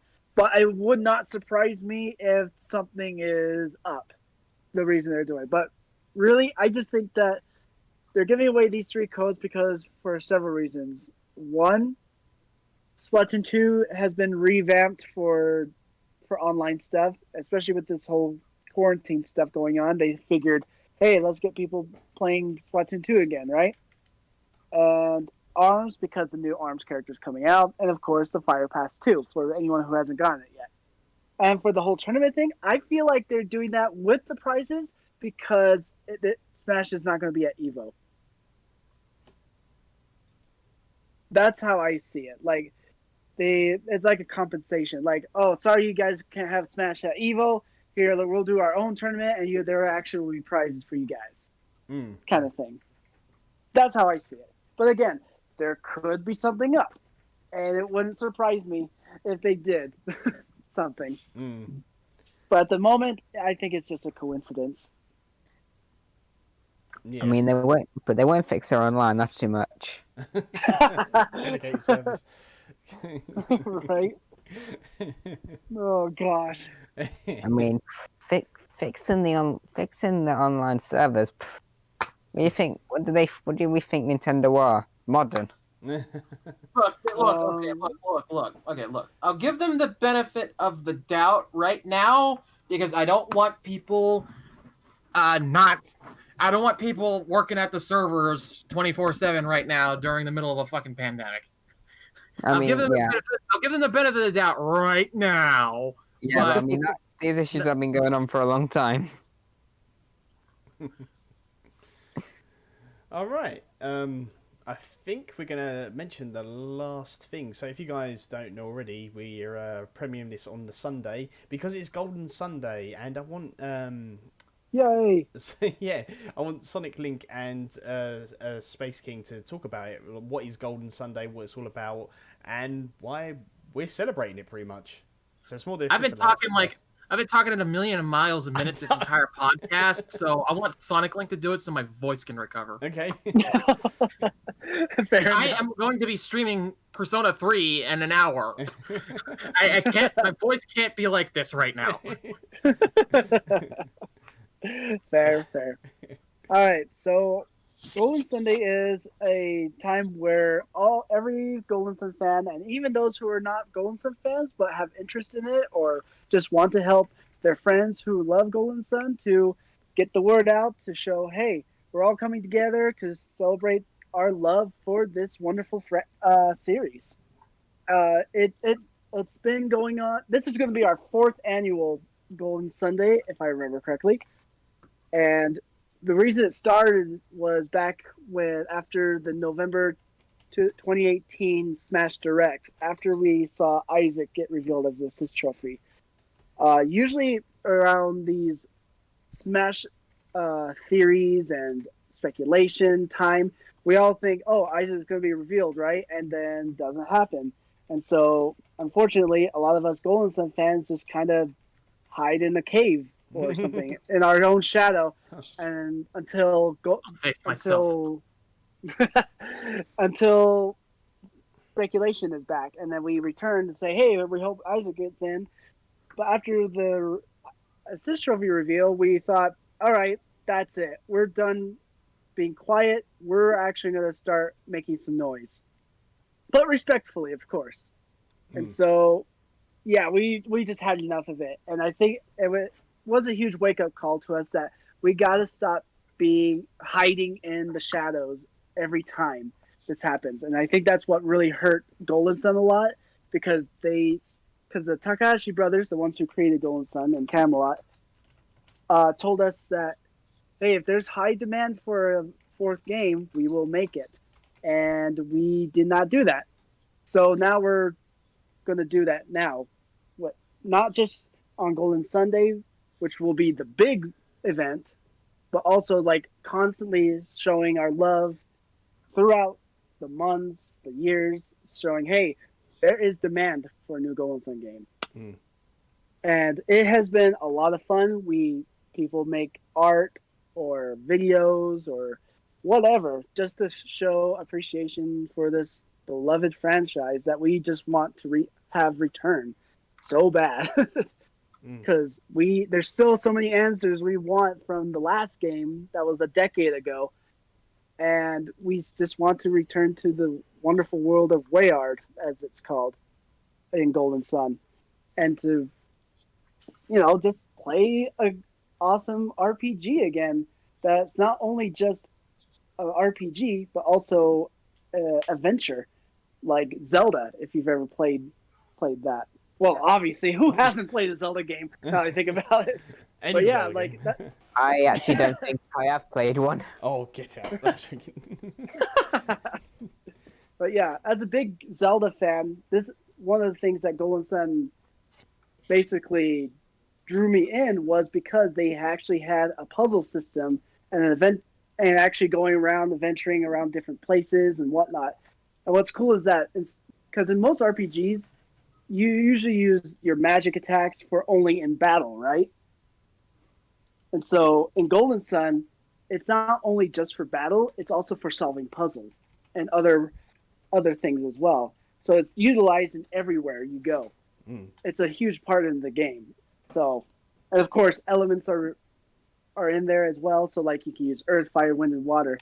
So and speaking of that, people have been talking about how Avatar: The Last Airbender is now on Netflix. Great show, by the way. But if it wasn't for Golden Sun, I would have never watched that show at all. So, and I feel like some things that I saw in Avatar reminded me a lot of Golden Sun, not just for the elements, but for other things. Like one of the enemies that you fight in Golden Sun is from a fire clan, basically. And you're like, didn't Avatar make the Fire Nation the villains or something like that? I wonder. They also have the 4 areas with the solstice. I don't know if you guys even seen Avatar. No. I think about the blue aliens, yeah, but not that Avatar. Wrong Avatar, the bad Avatar. Oh yeah, the bad Avatar was the highest grossing movie for years.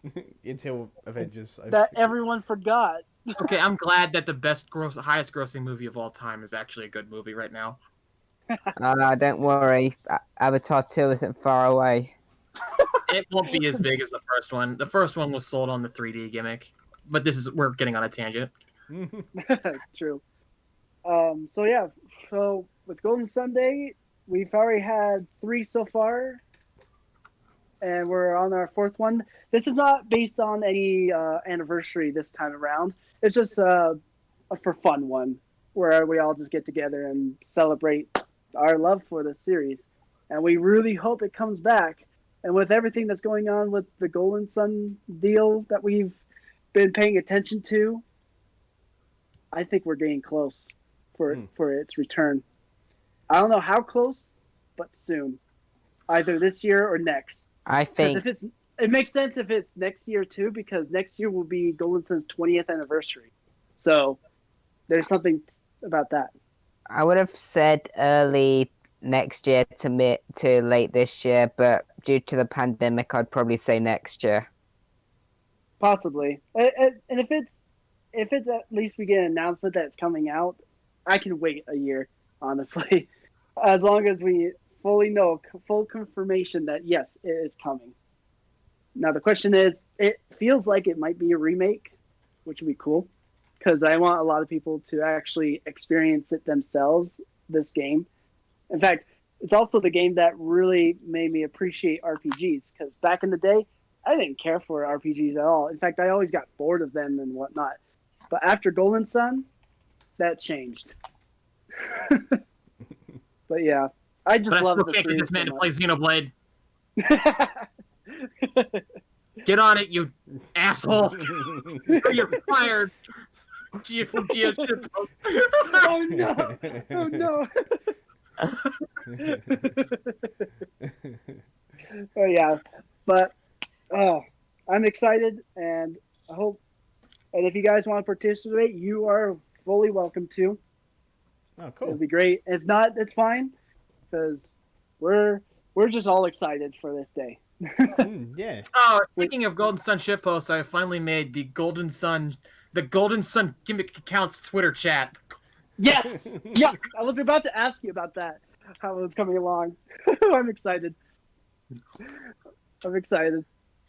Oh man, you guys that's gonna be a treat right there. I'll tell you what, I felt bad for Space King, because like I said about like we got to talking about like how it's still on the Wii U shop, Golden Sun. Oh boy, this is a story here. Okay, so my Wii U wasn't plugged in, but they it was just like, hey, do you have a Wii U? I was just like, yeah. Can you check in and see if Golden Sun, like how much it costs on there? I was like, okay, sure, I'll do that. Pulls out his wires and everything. We did attempt to check. He just went to do it himself. Basically, I had to find the cable for my Wii U to plug it in, because it's just been sitting in the corner on my desk here for over 2 years, just lonely in the corner, just never touched, dusty. And I found the cable. I had to go searching for the cable, plug in the damn thing. I plugged it in. Okay, I tried turning it on. It wouldn't turn on because the gamepad battery was dead. So I had to go searching for the gamepad battery. I had to go searching for the gamepad charger. So I go and search all around with like a chicken with my head cut off, trying to find the damn gamepad battery charger.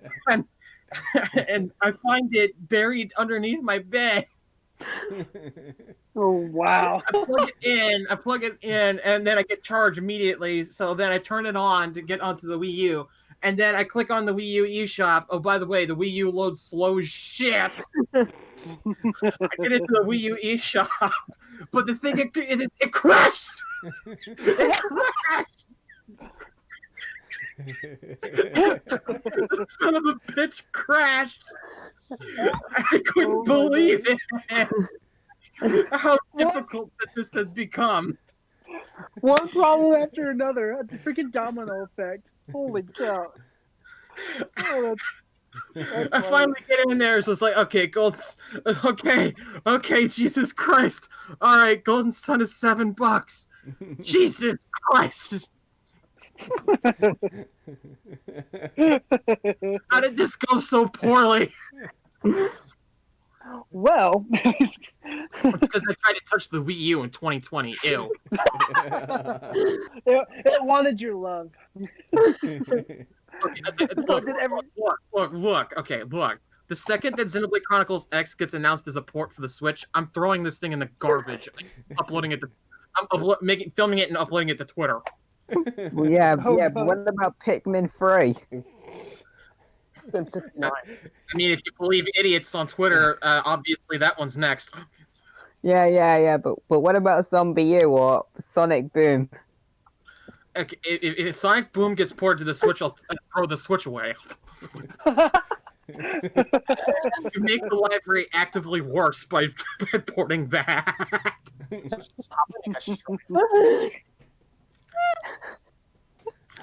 Oh, God. I'm dying. I don't even think Sonic Boom wants to be ported. It's Oh. the game itself. I don't think it wants to be. It's just like I don't want to exist. Let me die in peace. Let me die in peace. It's just like the fucking cancerous game. What was it? Meme Run for Wii U.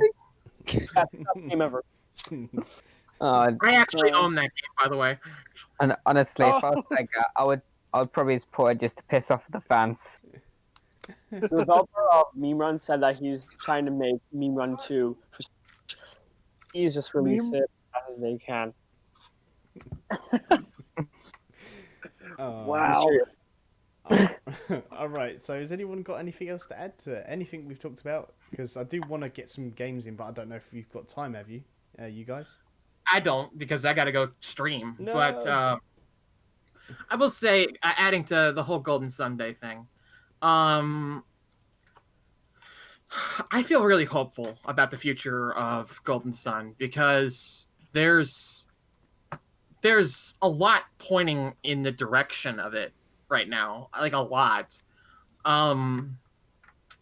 Just like going by insider comments and stuff, people are being weirdly talkative about this game in like this series in insider circles. Like people are like this guy Shinobi, the guy who leads Banjo for Smash. He keeps talking about Golden Sun publicly, and like it's random and weird for him to be talking about it if there's nothing at all happening, right? Shinobi, the guy from Tumblr? Shinobi, the guy who leaked Banjo. It's been a while since we've seen Banjo in anything. He's in for a smashing good time. Yes, that was that leak, that thing, what he said there. Mhm. Shinobi's been talking about Golden Sun recently, but he hasn't said anything about like, oh, we'll see it. He's just been talking about it, and it's interesting. And Even more interesting is he's specifically Nate saying Drake- Golden Sun remake. What too. Nate Drake has been saying on Reset Era. If you don't know who Nate Drake is, he's the guy who leaked some of the. He's partly responsible for some of the leaks surrounding what was it? Trying to get my thoughts collected. The Microsoft and Nintendo working together, collaborations leaks. Like he was the guy who was partially responsible for that. And basically on Reset Era, people were talking about, oh, are we getting like a Mario Golf or a Strikers. or a Wave Race game this year? And they asked him, and surprisingly, he even responded, said, not a chance. Wow. And if you don't know, Mario Golf is the same developer as Golden Sun, Camelot Soft. I don't know. This Wait. Do Camelot make Strikers? No. Okay, at least there's still a chance of us getting a new Strikers then. No, that was Mario Strikers. I do believe that was who was that? Level Up Games, I think. Next Level Games. Excuse me. Okay. And next Level Games, they most recently made Luigi's Mansion 3. I'll pull up their Nintendo pedigree right now. Luigi's Mansion 3. Then before Luigi's Mansion 3 was Federation Force, then Dark Moon, and then before that was the new Punch Out, and before that was Mario Strikers. Okay, well, I'm hoping for a new Mario Strikers or maybe a new Punch Out then. Possible, now that we have this console's Luigi's Mansion game. I figure Strikers is realistic, honestly. I could see it. That'd be cool. All right. You looking for that, Space King? What? Looking for what? I thought he was looking for something. Oh no. All right. Okay. So are we all good? Are we done? Are we good? Is that another? I think we're good. Yeah. Cool. All right. So some of us are going to play some Smash matches now. I don't know if Sonic Link, you want to join us? No, Space King, you've got to shoot off and do some streaming. So maybe next time for you. Yeah, maybe. Cool. Although I'm gonna get something to eat in the meantime before I jump into my stream because I'm hungry. I do not blame And you. also, my voice needs to rest a little bit because because Persona 3, if you don't know, that game doesn't have as much voice acting as Persona 5 or 4, so it's a lot of reading, and that shit is killer on the throat in a stream for how much reading there is. So what's up? Johnny Lawrence felt worse. He talks like every single second when he plays Persona 5 Royal. Oh my gosh. I can't do that. Like, if I'm streaming for like 4 hours and I'm talking like even less than an hour of it, my throat is killing me. Like, it's killing me now. It is awful right now. How about just get a new voice box? All right. All right, well, Up to you. all right, later, man. Later, Right, guys. See you later. Thank you for tuning in. All right, peace. Thanks for joining See ya. us. Yeah, thank you. Take care. Bye. All right, so we're going to go on to the Smash matches now. So we see you guys in a bit. Welcome to the matches now. There we go. I didn't need to press record just to do it. We're going to just do 3 matches. But we were just talking about Doom Eternal and like, oh yeah, it's a good game. I love it. Oh my gosh. Oh, this stage again. Every time I keep cable on this stage. Oh, the lag. Whoops. Ow. Oh, you gotta love the lag. Oh gosh. Oh god, the lag. Don't worry. We'll make it work, guys. Don't worry. Don't worry. Oh,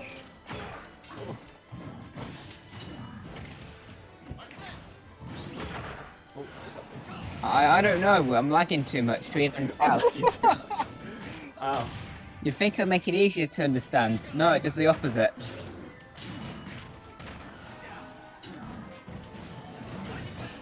Oh. Wow, nice. Oh my gosh, I don't know how I pulled that off. I don't even know. I don't even know what's happening. CJ's put his lag switch unless there was a Lag switching. That's how CJ's. Oh god, he put his both. Good. Right, CJ, get where? What? Sonic Link's on free stock. You killed me. Good. I'll kill you again in a minute.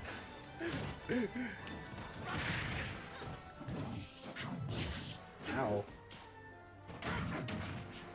Ow. Oh god. Oh, fetch. Uh-oh.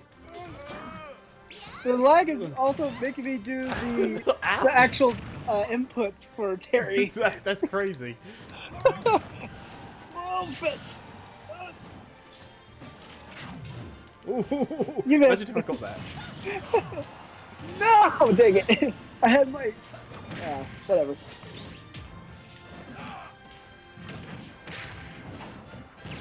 Oh, okay.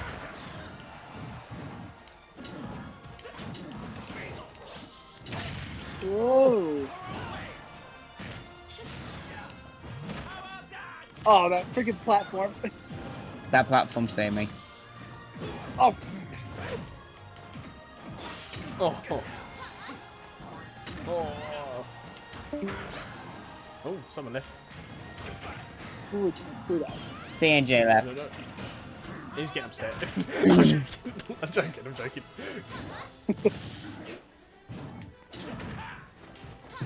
Ow. Maybe it's CNJ lagging because he's just left.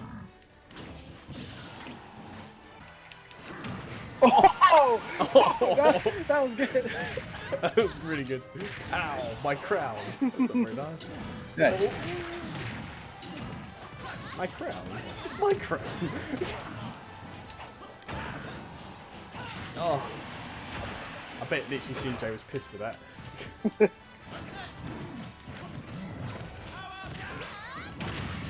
Whoa!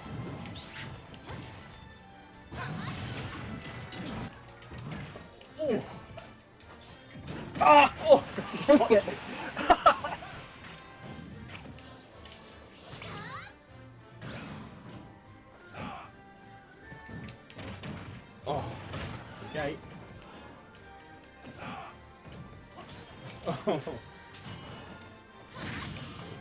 Oh, but Oh, got CJ. Oh. This is so hard to play. Yeah. Ow. dang it. Well, I wasn't last. Am I- Oh, there you go, flying. Gosh. God.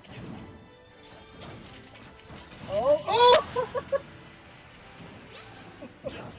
Oh! Oh!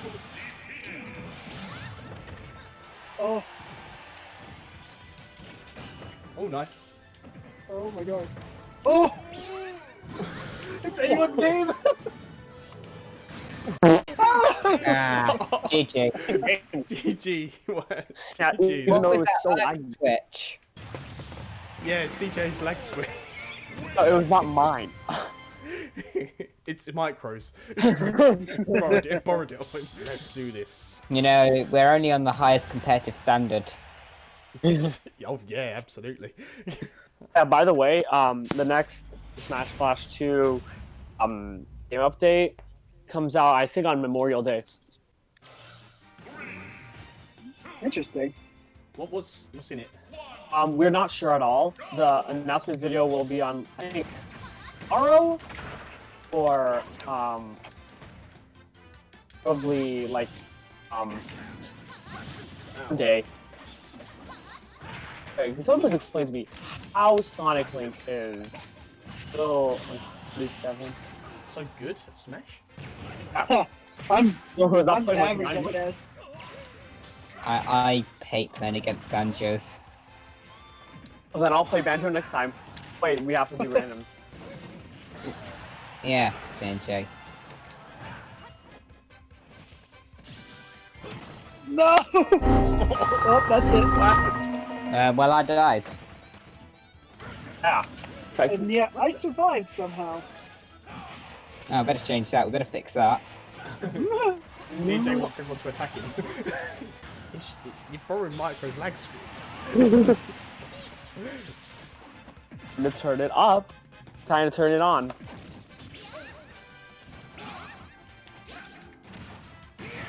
Oh, we're both undead. She was on Death Battle, wasn't she? The person that voiced Zero Suit Samus. I don't know. Yeah. What's a death battle? What is a death battle? He says. I only know When friendship. Micro and WA fight to the death, and whoever What do you mean? What do you mean? I always be in that Smash.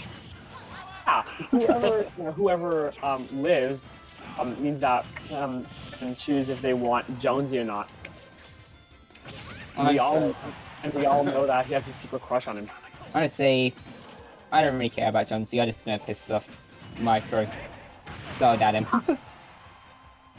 I'm a great friend. That's true. Wait, WA, have you listened to the remake I made you? I've been busy. I'll check it out first thing tomorrow. Made it for you. The I wrong made it for move. you. Like I made it with you in mind. Ah, I made it sort of sound like what's the word? Not me, but like zany. Because I know like you have a really funny sense of humor. I wanted to make it sound like it was you who made it, sort of. What? Where's my song? Dude, that joke again.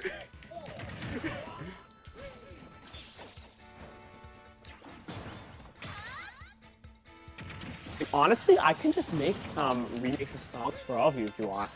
Tell me song you want to remake, or what is your most favorite game of all time, and I'll just do the main theme from there. Ooh. The thing, I really want to do something for Epic Mickey. But guess what? I have to reserve Epic Mickey for a fan game I'm a very big part of.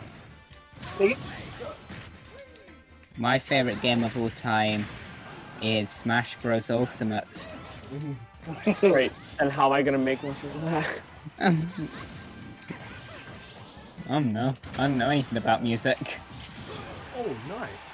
Oh, that spike. And that lag. Nice. Go with the bloody spike.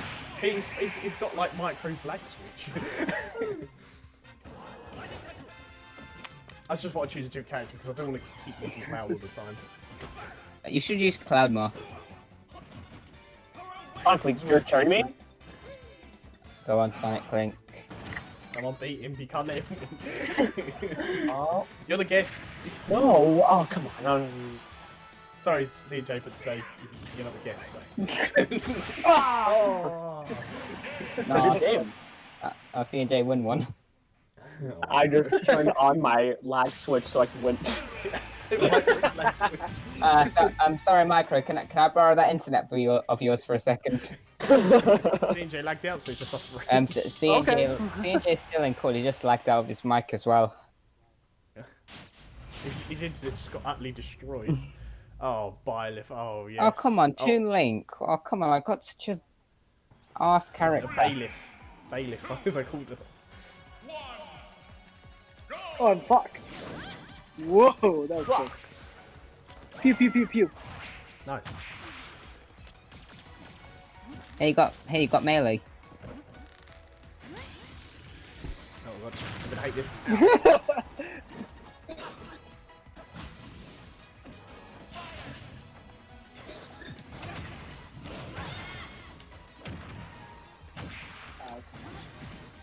Pew pew pew pew pew pew pew pew pew pew pew.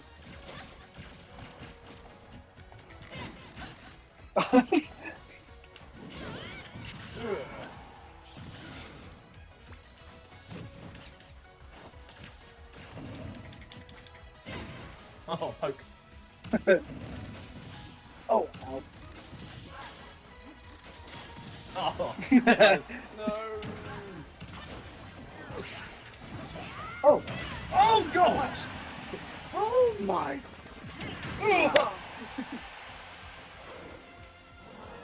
You all died. Are you freaking serious? Okay. That was good. That's fun. Dang it, I couldn't pull it out. Headshot. Oh. You and your... Oh no! Oh no! Oh, it's... Oh.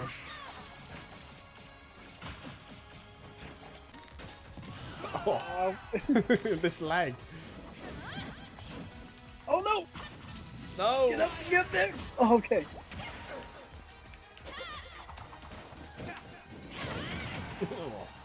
Hey, your boomerang saved me.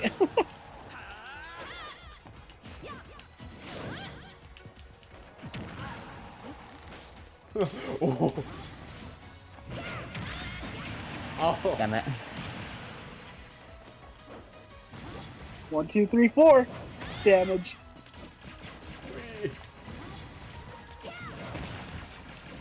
Gotta get the damage.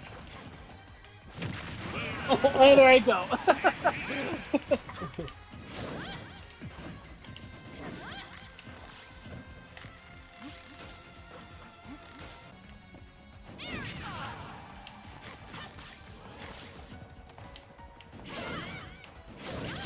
Oh. Hey, you got 1, 2, 3, 4 damage as well. Bye, have a great time. Oh. GG. GG. GG. Shame about CJ though. No hesitation. Oh. Alright, so I think we'll end it there. That was fun. Yeah, it was. Oh man, I felt so rusty. Oh, Me too, God. because I feel so sleepy. And I felt so, Alright. and I felt so slow. Alright, that's another episode down. Thank you so much, Link, and thank you for joining halfway through. It's a shame we haven't heard much from you because you joined halfway, but thank you for joining us for the Smash bit though. We appreciate it. So. Oh, thank you for having me, even though it was late. Yeah, I know. Oh, sorry, I'm so tired now. But yeah, thank you so much, guys, for watching and watching this on Sunday. It's a bit different. And happy Golden Sunday. Did I say that right? Yeah, Golden Sunday. Yeah. Golden Sunday. So we're going to upload this on Sunday. So if you watch this, this is Sunday. So thank you so much for watching. That's another episode of a new podcast approaches. Shame for seeing Jay as well. He's disappeared. I don't know what happened there. Internet just died. So a big thank you to Sonic Link and also Space King. Yes, got it right. From the Assistant Lines for joining us again today. As said, you know, welcome anytime they want on the podcast, as long as we haven't got another guest, but that's completely fine. So, all right, so we'll see you guys on the next one. So, bye, guys. Bye. See ya.